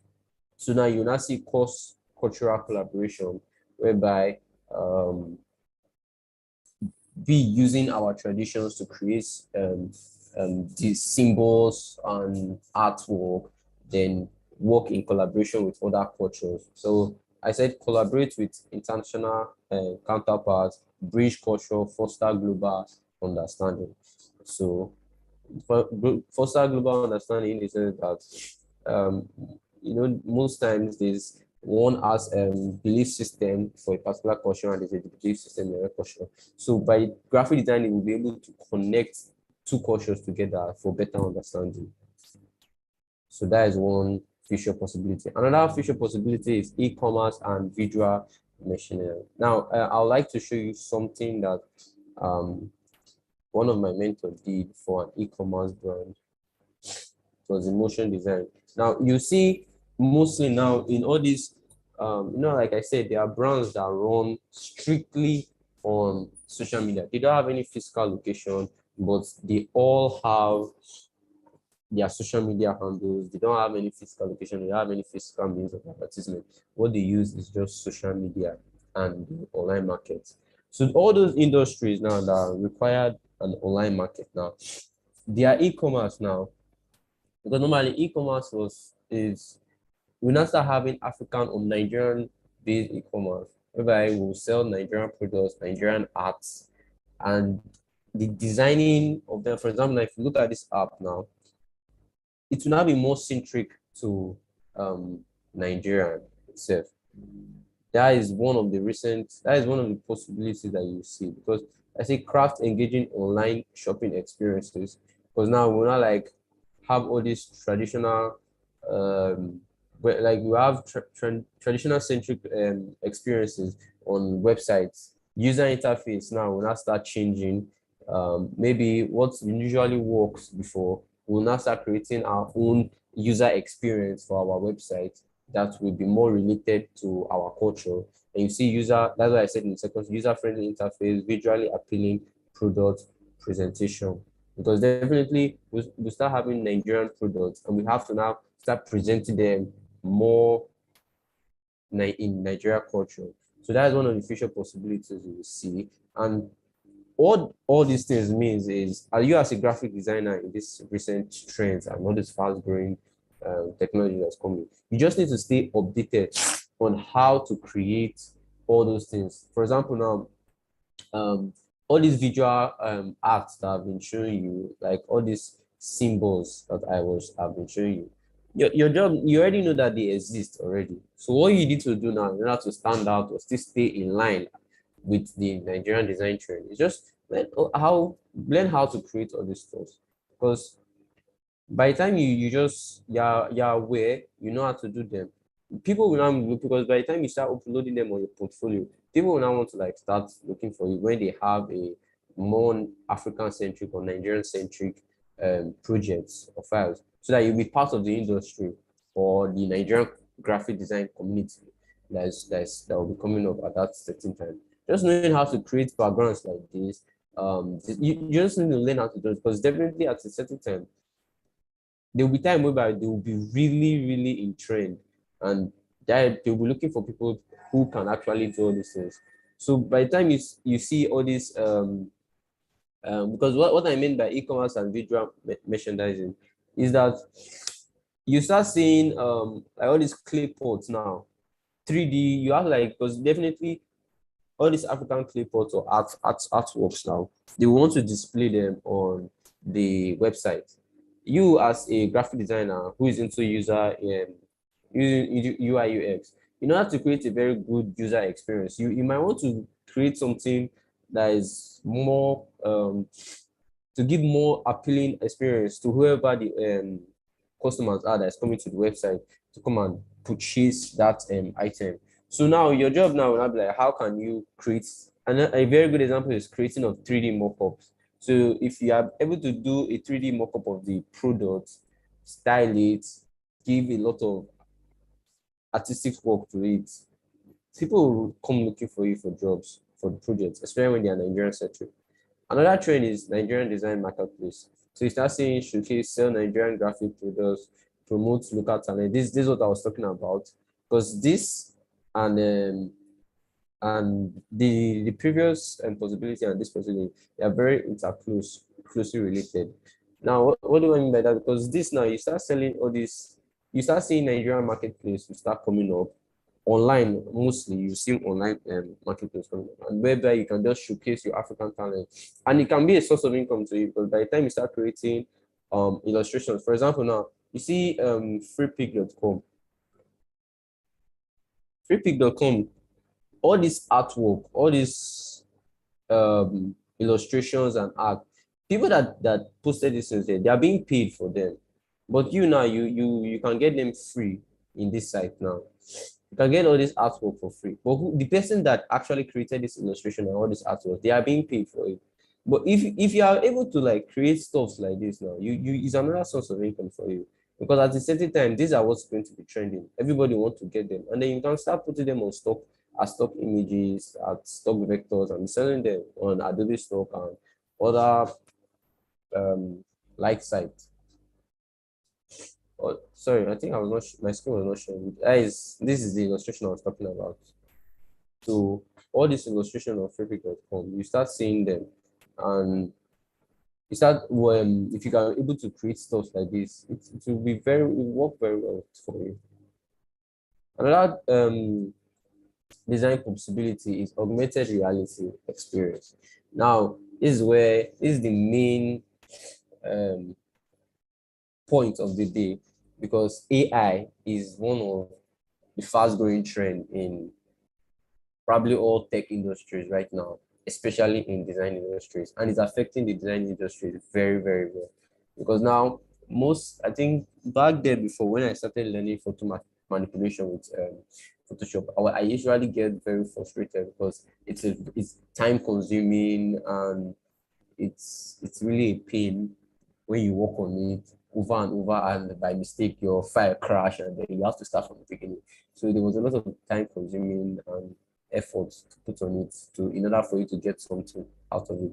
But now you can just go to a website, go to an AI, and have the AI generate that image for you any way or anyhow you want it. So I see a future possibility that Nigerian designers now will start taking advantage of all this AI and creating more Nigeria-centric imagery or photo manipulations with them to add to their workflow or to improve their designs. So this is a very good possibility. And what does it tell you now? It just tells you that you just need to like learn more about all this AI. And if you want to know more about them, you can check on this website. I'll drop the link on the chat box. There are different for 9 best AI tools in 2023. Sorry.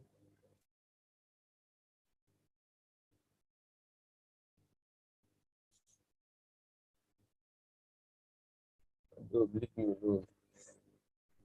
Okay, sorry. So these are just the tools that you can find. You see Adobe Firefly. This is an example of what you can create, and it creates them in PNG. So you can just create something, just tell the AI to generate it, and it can also generate an SVG, which is very good. SVG formats are vector-like format, and it means that they are editable. Let me show you an example. If it's exported as just the way I'm selecting all my text here now, if you are able to get it in SVG format, you'll be able to edit them one by one to your satisfaction. So even if after the AI finish generating the file for you, you can able to still edit them to your own liking, and it can generate any style you want. For example, see this dog imagery. It does crazy photo manipulations, and it really help.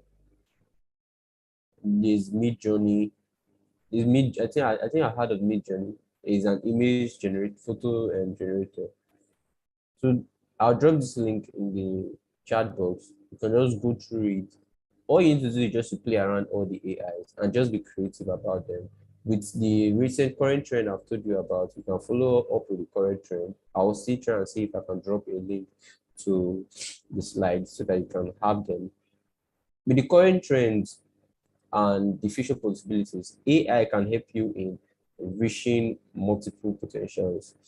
And I think this is the main point, because I think most in the future to come, AI is going to take over a lot of aspects in design industry. I'm not saying that there will not be any need for graphic designers, because obviously there will always be need for graphic designers. We are still very much part of the industry, the designing industry, the tech industry as a whole. But AI has come to lessen the job and make things a little more faster and easier.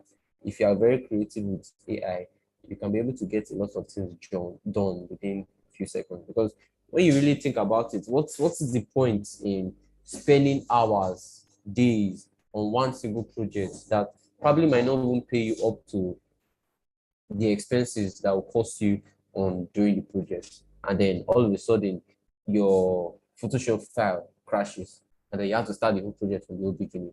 It's actually very pointless to another project and get paid more. So I think this is a more smarter way of working, because it's to work smart and not just to work more. That is just the goal. So in conclusion, I said graphic design combines heritage. Nigerian graphic design combines heritage, digital innovation, and compelling narratives, influencing the nation's identity and expression. If I can explain further to it, Nigerian graphic designers now, they are trying their best to see how to combine um, the nation's identity, our culture, our ethics, combine every single thing, the expression of them, combining them with the information that they're trying to pass to their audience, combining them, trying to be innovative and creative with them, and still have compelling narratives. When you say compelling narratives, for example, there's a project and you have to like pass down, like if for example a restaurant, a Nigerian restaurant, and you have to like say these are the different African dishes that is being served. You try on your best. For example, egusi. I think egusi is more of an Igbo traditional soup. So when you are trying to create a flyer that has the egusi menu, you try and put a little of the Igbo culture to the background of the flyer, to just know the origin of that soup, um, the Yoruba, their own traditional soup, whatever it is. Just try and see how to them, to just give them this more Nigerian centric feeling to the design. It's not just you see a design online, you like the way they do their designs, and you just want to, because more that's what I usually used to do before. I see a design, I like it, and I want to like copy or incorporate their design idea into my own design and just design. No, sometimes you have to settle down, think creatively. How can I combine Nigeria culture to this design, especially if it's a Nigerian based project? For example, a Nigerian restaurant, they need a flyer, they want to do an advertisement. Try and settle down and see, not just go online, any flyer or related with a restaurant design you see, just try and like copy them and try and create something. Try and see how can you incorporate Nigerian culture into those designs. And then the more time you like, you don't even spend much time. Just create something creative and just work on something like that. And then you find out that when you sit down to do something like that, you come up with more captivating designs than when you just decided to get an idea online and just copy them word for word. So I hope that with these few points I've presented to you, you've been able to understand the current trend in Nigerian design and the future possibilities to come in Nigerian design. Thank you very much for having me.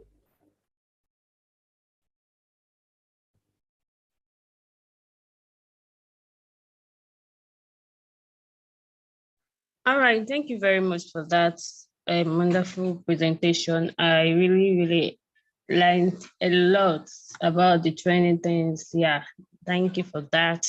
How we can use AI to make our work faster, how we can use all this typography and everything to make it captivating and attracting to our users. Thank you very much for enlightening us on that.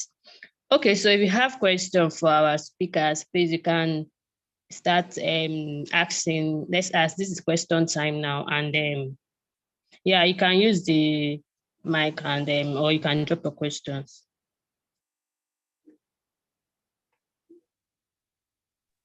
Thank you, Ibuka, for that wonderful presentation. Thank you very much. Okay, good afternoon, everyone. I have a question. Okay, just like in web development, there are hierarchies to learning, or there are stages to learning. I don't know whether there are fundamental principles for design that every graphic designer should be familiar with.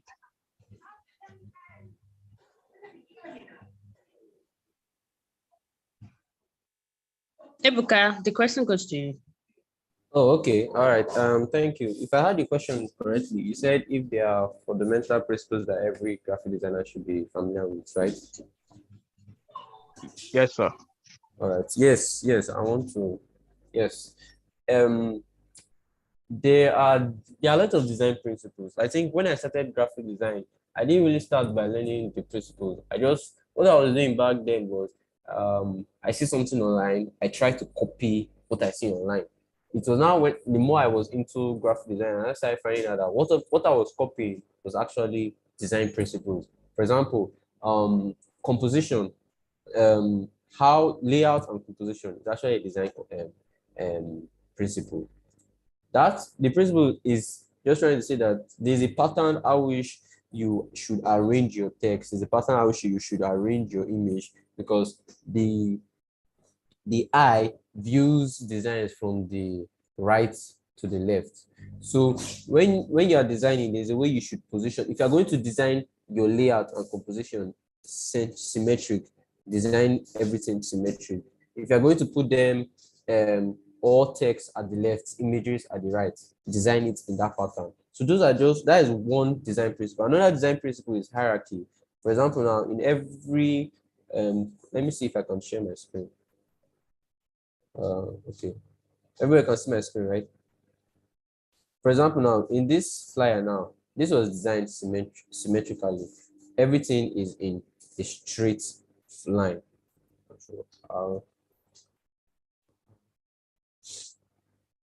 Everything is straight. Everything is centralized. Here now is just my handle that was placed by this side. But now if the what do you call it? The audience or the viewer is to look at this, they know that everything is arranged symmetrically. Same thing was also here. All the text are in the center, the image by the side. This menu flyer, I think basically the cover, everything is symmetric. So these are, and then if you notice, hierarchy was also involved. Hierarchy is just to show which part of the design should come out more, which part of the design should have should be shown out more. For example, there are many ways you can, and in each design principle, you have to learn how to use the elements to work with the principles. For example, hierarchy as a design principle, there are different elements you can use in media design elements. These design elements, we have our text, which is typography or font, we have imagery, we have symbols. So now, how are you going to use all those elements now to create hierarchy for what you want? For example, now, this flyer now, the hierarchy here in this flyer is the food, because why? This is a menu. This is a menu design. So what should be more pronounced, or what the audience should see more or first, should be the food item. So that's why the element that is going to be taken over for hierarchy is the imagery, which is this images that is you see here. That's why if you look at it, this is the first thing you see is the image.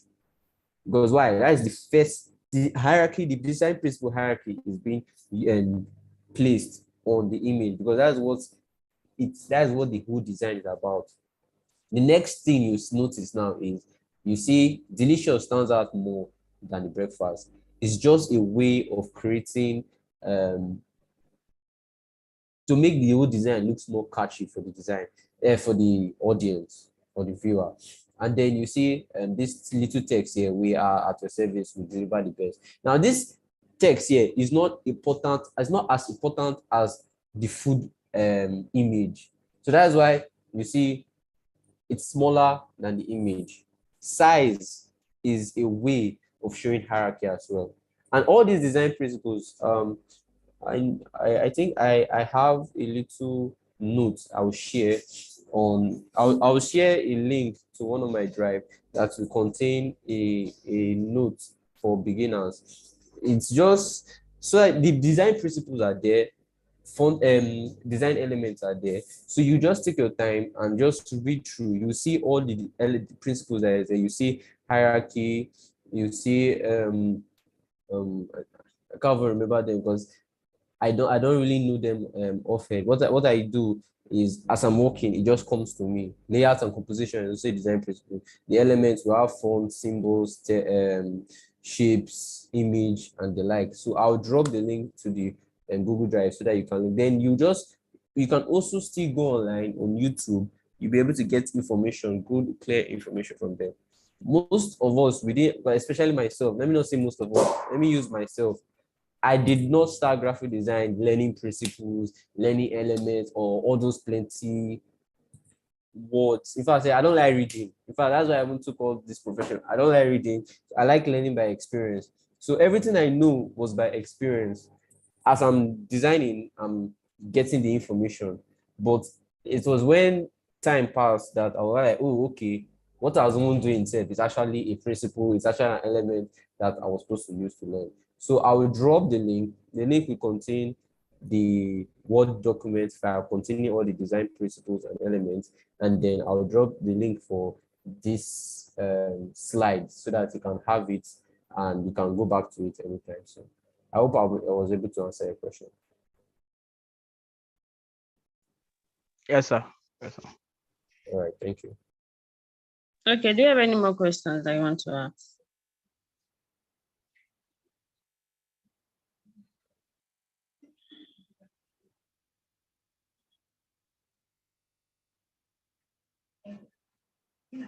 Okay, let me ask a question. Okay, I know that there are a lot of things that are now trending in graphics. There's one of motion. I think you mentioned that too, but it not really go deeper to it. So can you help us to analyze some like motion on how it has been um trending now, like it's now functioning in the future now? I know that I've been using motion a lot in the past, but it's still part of what it is still trending. So how can you help us to elaborate more on that too? Okay. Your question is on motion graphics, right? Yes. All right. Let me drop that motion design that one of my mentors did so that we can look at it. Motion design has been in session for years. I think even when I started, I was seeing some aspects of motion design, but I didn't really know it was in motion design. Because you see, graphic design has different aspects, different parts. You just need to pick one or pick a few and and continue expanding your knowledge in them. Now you see motion design now, it's not too complicated, it's not too hard, and it has been growing over and over the time as time was passing. Most of the common tools most people use for motion design, you see Adobe After Effects, you see Adobe Premiere, you hear of Filmora. I think what I use more is Filmora because it's more easy to use and it's free. Also, Adobe is not really free. I was able to get the cracked version of my Adobe files, but still, I always prefer Filmora to other um, applications because it's more easier to use compared to. But the only difference between Filmora and After Effects and Adobe Premiere is because the other two apps they give you more um, capabilities than Filmora. Filmora is limited. But it's not that Filmora cannot achieve what the other two apps can achieve. It can, but you need a very high level of mastery in the application, and even to attempt the little basic things you learn in Adobe Photoshop and Adobe After Effects and Premiere. Now, motion design is really intriguing, and if you master motion design, it will help with your designing because it's an aspect that has not really been um, taken in the design industry. When I say taken, everybody does still designs in this designing industry. Still design is just normal flyers, banners, advertisements, publication, and its legs, and all those social media e-flyers. But to see motion design is not really common because why? It's more complicated than normal still design, and it's something that it's something that is more captive, more eye catch itself than normal design. And most of the current trend, I've not really seen there are not too many Nigerian graphic designers that are into motion design. Even myself, I'm not really too into motion design. I'm only into motion design when it calls for the project. Like for example, there was a project I was working on that a logo, I think, and they wanted me to do a little advert for the logo. I don't, the file is not on this laptop, the file is on another laptop. If not, I would have opened it. That project involved me using Photoshop to create GIF with it, exporting it on Filmora to now create a little 3D, not necessarily just a little cartoon figure on it. But the idea about motion graphic design in the current trend I've seen for motion design is just mostly it's not even a long video mostly they are GIFs with like for example now what you see here now might not necessarily be a whole motion like would work on After Effects or Filmora. It can be something on Photoshop actually, because Photoshop can actually do GIF. What do I mean by GIFs now? GIFs are just uh currently I've forgotten the full name of them, but they are images that are being played after and after and after. So there's a way you position each image per second to be playing after. For example, now, if you check the first slide of this, one popped up, there's a background that popped up, the what do you call mobile phones popped up. So all those things now, they are just transitions that are just coming in. Mostly you see transitions in PowerPoint. All those transitions, they are just what makes up. So they are not something that you can do, and not something that is too hard to do, but it's just to be creative with whatever tools you find yourself in the idea of using motion designs to do Nigerian designs or all these motifs and symbols. You just have to be creative with them. I don't really have any sample here. If not, but I like explaining with samples. This is the only one that I was able to bring up. And I didn't even bring this up because of the motion design. I brought it up because of the e-commerce on it. That's why. But but let's just still talk about the motion design because it's also a very striving trend in Nigerian design. And if you master it, you will actually be able to like get a good source of income for yourself because it's something that is not yet, just like AI now. AI has not been yet, it's not so popular yet in Nigeria. But if you start learning and mastering it, you'll be able to go far with the um, in that aspect of graphic design. There are multiple aspects that is user interface and the rest. Combining interface with motion design is also because that's what he did here. He combined the user interface with motion design to bring a more appealing and captivating design to his work. So if you are able to use motion design of any form, you can decide to say you want to use After Effects. You can decide to say you want to use Premiere Pro. For me, I usually advise people who are just beginners to just start with Filmora. Um, I think I have Filmora. Okay, it's not on this laptop as well.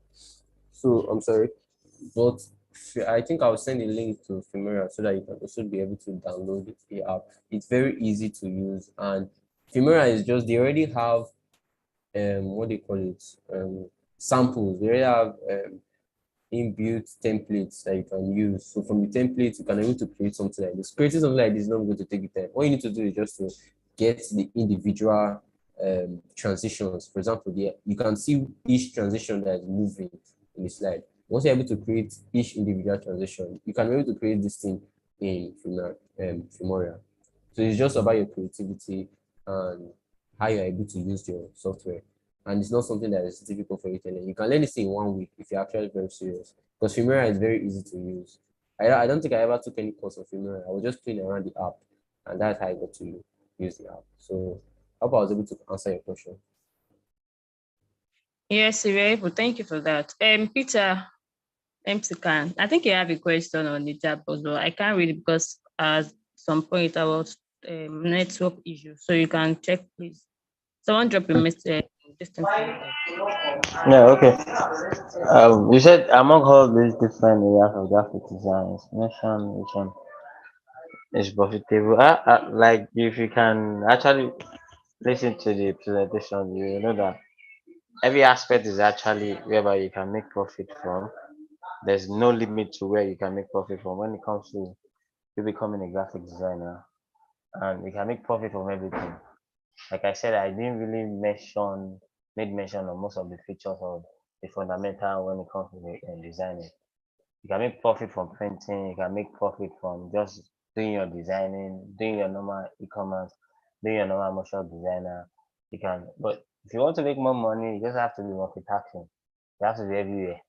You have to be here, you have to be there, and you have to be wherever you think you can be. And just as a graphic designer, sometimes you just have to be multitasking so that you can, if you think you need more money, so you have to be multitasking to do that. But most of these have their money, but when it comes to printing, if you want to do printing, I don't know, if you don't have the job in mass, you cannot get the money.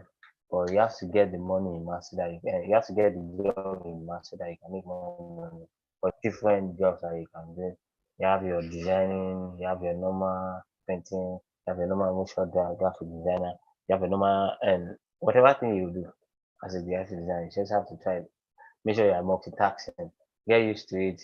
Get used to different features of designing so that by the time when the job comes, you can always get to them. By even not even trying to feel that this one I'm tired, this one I'm tired. So once you learn them, it's easy for you to get money from them. Yeah, that's it. That. Okay, so which one will you tell the person to, because I think he asks which one is more okay and does not want to stress himself or There's something. no the one you can just take stick to your graphic designing first. Know the fundamental. Once you know it, you are good to go. You need to know your designing aspect. If you don't know how to design, there's no way you can make money from there. So know how to design first. Once you know how to design, you are good to go. All right, thank you for that. Okay, so does anybody have any question that you want to ask our speaker, please? You can unmute yourself or you can drop it.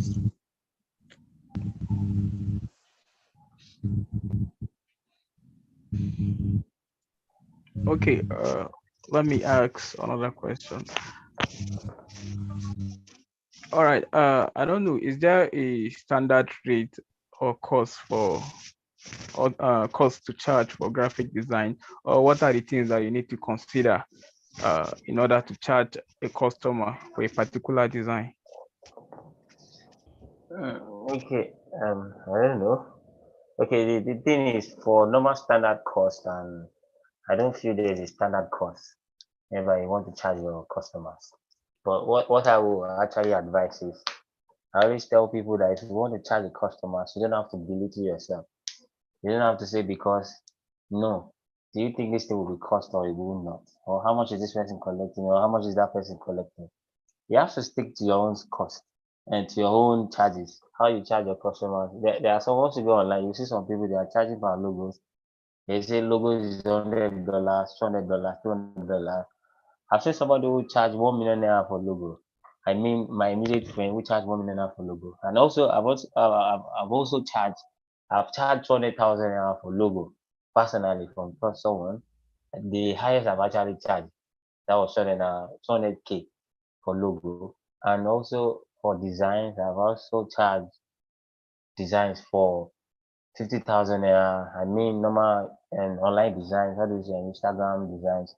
I've actually charged 50,000 naira for it. And I've charged less. I've seen designers that have actually charged less.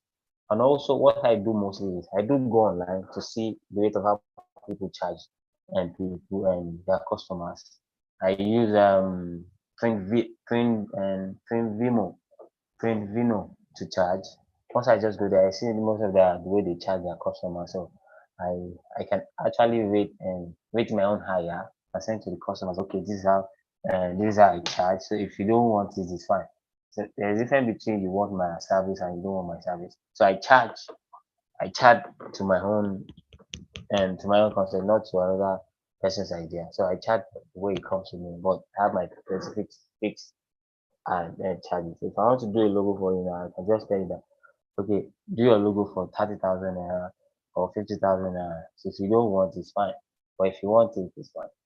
So you don't have to have a specific person before you charge. You just have to make sure that once you are charging, you keep to your own standards. Have your standard and your standard is higher. So that when the person says that it won't charge you, I'll it for you. This person's charge is very high. And your job also will speak for you. Once you send your job out for people, once they see their sample, they'll be able to give their price to you too. Instead of them charging low, for them to charge you low, they will have to say, oh, this person's work is fine. If you say your price, they might just be able to bring it down a little bit more. There's not left for you to now say, okay, let's go. So you don't have to be specific. There's no specific charges when it comes to designing, but keep your own standard and give your charges to your customers.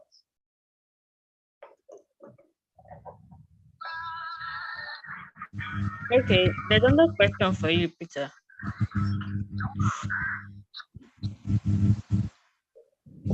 What's that? For beginners, which is better to learn for poster design?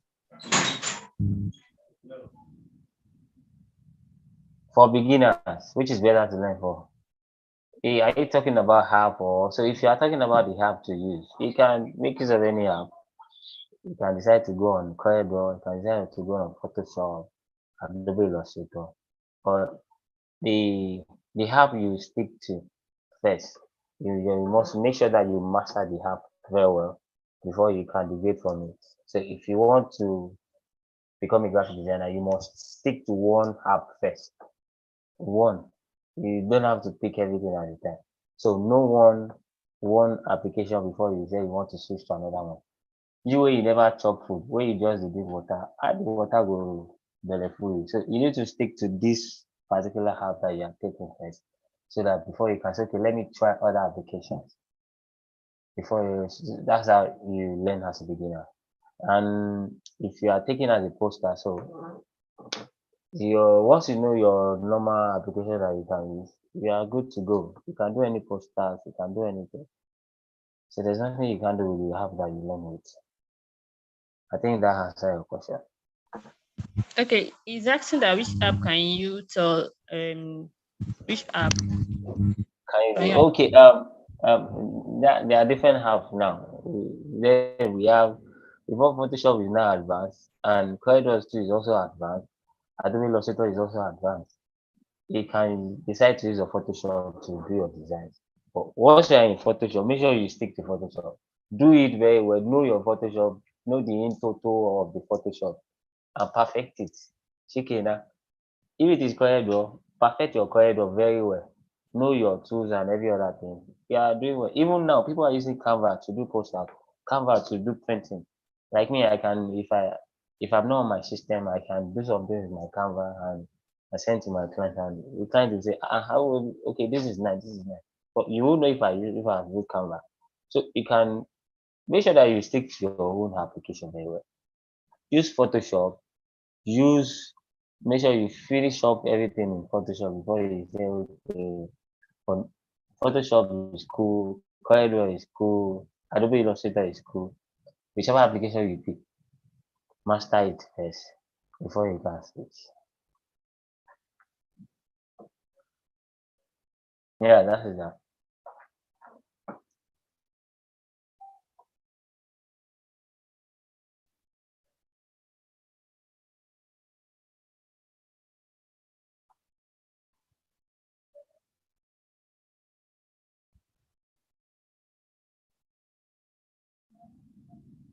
Sophia offline or speaking. Most likely she's having network issues. All right, guys, thank you so much. Please, does any other person has any question, any contribution? Yes, I have something to say. I was having network issues. I wanted to. Okay, okay, please go on. All right. So it's concerning that someone asked about what rate should they charge for graphic design, right? Who was the person? Yes, yes. Okay, someone I was the one. asks. All right. So the thing is, there's no rates. There's no standard rate for charging. I think when I started charge graphic design, the first design job I ever did, I think it was 1 month after learning CorelDRAW. So I tried playing smart because I had a elder cousin who was going to Fupre. I think I was worried that time. He was going to Fupre at the time, and he wanted to go for his NYC. So he had this friend because I was always going there because he was selling all these white t-shirts for NYC people. So he had this friend that was doing laundry, and the guy was like, I'm in need of a graphic designer. I'm in need of a graphic designer. And me, I had just finished learning, like it was just 1 month. I was learning CorelDRAW. I was like, oh, I'm a graphic designer. Give me a job. Give me a job. So he was like, okay, how much do you charge? I think what I charge for the printing and everything, if you calculate how much I made at the end of it, it was just 500. And when I thought of everything, I was like, why did I make 500 naira? Because I went through a lot of stress. I had to use my money for the transport. I spent a lot of like, if I, as I'm thinking about my past now, I'm over angry at myself because I would have made a lot of money from that man because he had money and he didn't know anything about designing or printing. And the job I did was actually very good because there was a flyer he had there that he said somebody did it for him and he paid a lot of money to get the job done, but he doesn't like the design. But me, my own design, even after just 1 month to learn correctly, my design was far more better than the person. So I would have charged more because I was able to solve his problem by giving something more fine and better. And the quality of my printing was even better because I knew someone who was into printing and his quality was better than what they gave him. So I would have charged more. Maybe I would have brought him home with like 10,000 naira. But I made only 500 naira because he printed a lot of flyers. Like, I think almost close to 150 or 200 or so. And that was just for one of the shop because he had other shops outside of Footprint. I would have made more money, but I didn't make more money. So what am I trying to say? There's no standard rate. You need to first of all sit down. This job or project I'm about to program, what is it going to cost me? Will I spend transport in doing this project? Because sometimes the job might involve you printing. So you need to first of all know, okay, this job I'm doing, will I be printing anything? Will they be he might not want to give you the job for printing, but you might just entice him and be like, okay, will you print banner? Will you print a flyer? Will you do this? Ask him all those questions. Look at what it will cost you to do the job. Then by the time you've calculated what it will cost you to do the job, add your own reasonable amount to it. Now, when I say reasonable amount, maybe after looking at the cost of the job, you may want to add 5,000 naira. Okay, 5,000 naira is something okay for me. It depends on your client because now there's no standard rate, but how you calculate your rate, it depends on the client, the cost of the job, and the type of the job. For example, now, somebody may just want to do a logo. Oh, a logo. Now, logo is different from flyer designs. People charge more for logos. And logos, the reason why people charge more for logos is because logos are something that's going to be on t-shirts, flyers, um, banners, they're like. So the fact that that logo you're designing is going to be on different print media, people usually charge more for that. Because why? If you don't do a good logo, they may want to like put the blame on you. So if you're going to do something good and you believe in yourself, you charge more. So you have to, okay, what is going to cost me to create this logo now? My time, you calculate your time, you calculate probably you may run fuel or probably you may pay for a workspace. You put all this into consideration and then you add a reasonable amount to it. But now, this is the way designers who has been in the job for a very long time and have proof, because you know there's this current trend that is going on now on social media. You go explain tire, no evidence, you get. So by the time you start telling a client and you're a beginner that what I charge for a logo is 25,000, be like, why would I pay you 25,000 naira for a logo? And in fact, that is even small. So some people charge as close to 150, 200,000 naira. And you're wondering, why is it that when I'm telling you 25,000 naira, you're complaining? Like, I know a lot of people that I will have friends personally that sometimes they charge 150, 200,000 for a logo. And there are some clients, me personally, I will tell them, oh, this logo is 25,000, this logo is 30,000. They'll be like, why will I pay you? And you just start explaining, oh, I have to do this, I have to do that. You just be explaining useless. In fact, you'll be coming up with explanation that does not even make sense in your head because you just want the person to pay you the money. But the thing is, as a beginner, you won't be looking at the money. First of all, you need to first of all get about few things checked. One, you need to be sure that this design software you're using, probably you're using Illustrator, probably you're using CorelDRAW, whatever software you're using, you need to be an expert in it. You need to be a master in it. You need to know every single trick and tricks inside that software. That's the first thing. Second, this thing you're charging them for, the work you want to be doing, at least you have done 2 to 3 jobs of the work. So you can show them evidence that, okay, see, I've done this job for this person, and this person. Sometimes if you can even like, this person, maybe that person, whoever that person, maybe they didn't pay you for the job. You can say, this person paid me 15,000 naira for the job and see the job very well. Everything is because you have to like, whatever you're showing them has to be good so that they can trust you. So that's what it means. So as a beginner, you need to first of all gather evidence. And one way I've been able to gather evidence myself is my portfolio. Let me open my portfolio profile. So now this is coming up. Now, this is my own portfolio. This is on Dribble. So now, if you want to complain too much, I have evidence. So I'll be like, okay, see my work. I've done this job before for somebody. This is a logo design I've done for them. They pay. I can't tell them they paid me 150,000 naira. But because of fact is you, this is the first time we're meeting each other. I just want to charge you 50,000 naira so that you will not connect with other people to give me joy. So you just need to be creative with the way you play with your customers, and then you can also charge sometimes, and you need to also know your customer. A client can just come into your DM. You don't just start telling them prices. Go and research them. What position are they? Can they actually pay you that amount you are calling? So that when you are rating, you know what you are rating and how you can get more out of them. Because this person that I did this job for now, I think this person didn't pay me. I'll be honest, this person didn't pay me for this job. Because why? The person is actually an entrepreneur in an organization. And through him, I'll be able to get into that organization and get jobs from that organization. So I didn't look at the money when I was doing the job. But now, if I want to show somebody this job now, like another client, I'll be like, this person paid me 150,000 naira for this job. So I'm just doing this. I'm charging you at the rate of 50,000 naira because I want to get connection to you. So sometimes you don't really look at the rate, you don't look at price. Just make sure you are getting something from every product. If it's experience you are getting, if it's evidence you are getting, but make sure you are getting something because money is not everything. You need to be looking at the experience you are getting. You need to look at profile. But now this is on my profile now. I didn't get paid for the job, but it's on my profile. Anybody that comes here now will see the profile. I'll be like, oh, it's a great, wonderful work. This job now, if you want to compare this job to the previous one now, I believe that previous one is better than this one. But this is the one that actually paid me. And this one, he paid me 20,000 for this job. You get, so now this is a job that I did. I don't like it personally. I don't like the job, but I got paid more. And how did I get this job? I got this job, I think from,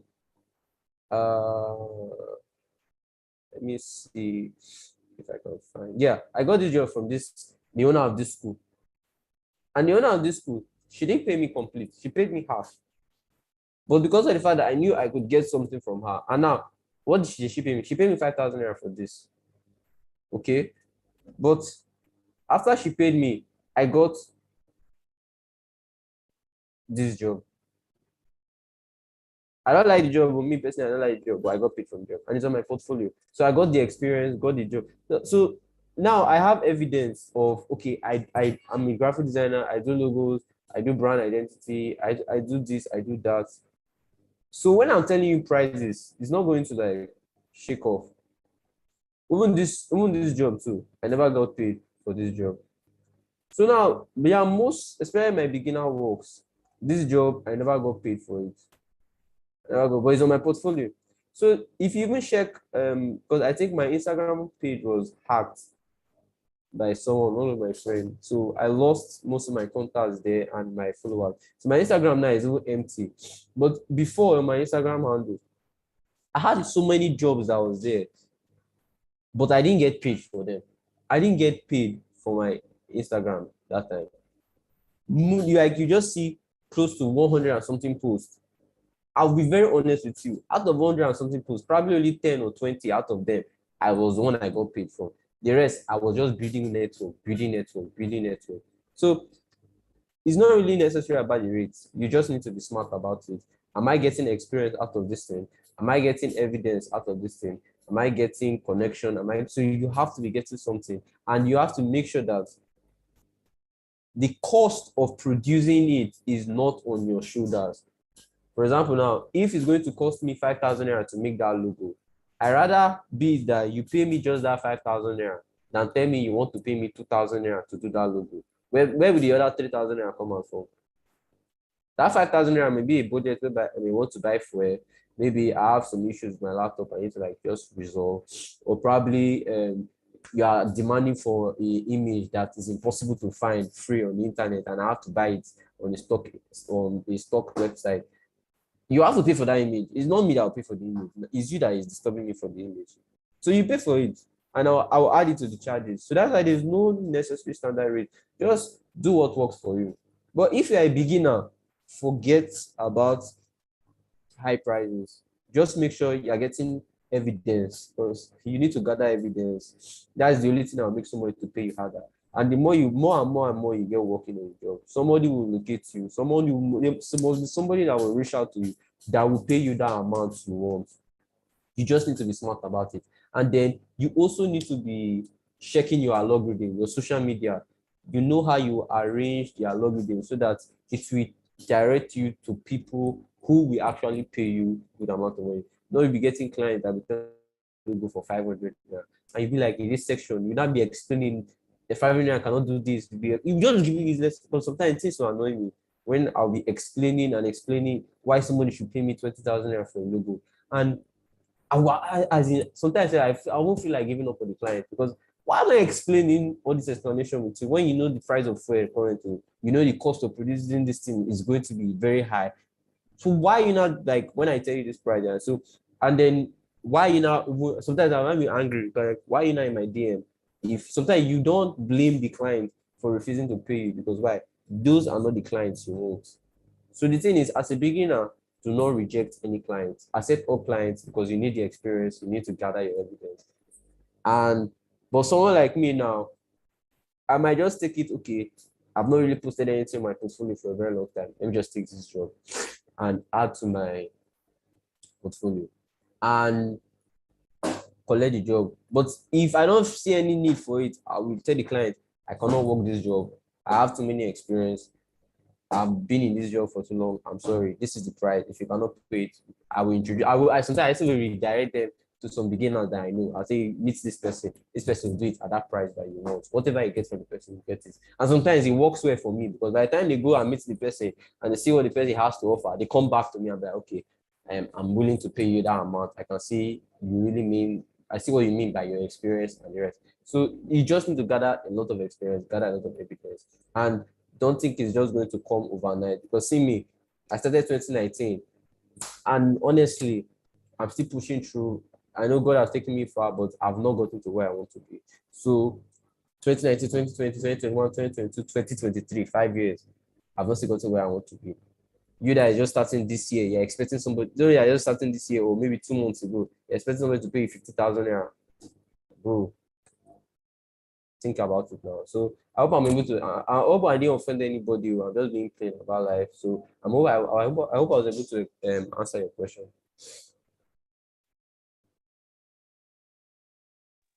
Yes, yes, you did. All right, thank you. All right, thank you very much. All right, I really enjoyed, and it's really educating having you here. Like, yeah, I learned so much from your answers and your presentations. Thank you for that.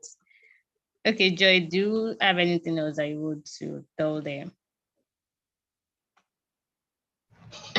Oh no, not at all. I really enjoyed this session. I've learned a lot of things that I didn't even know previously. Thank you so much, Ebuka. Thank you so much, Peter. I'm indeed very excited about this session.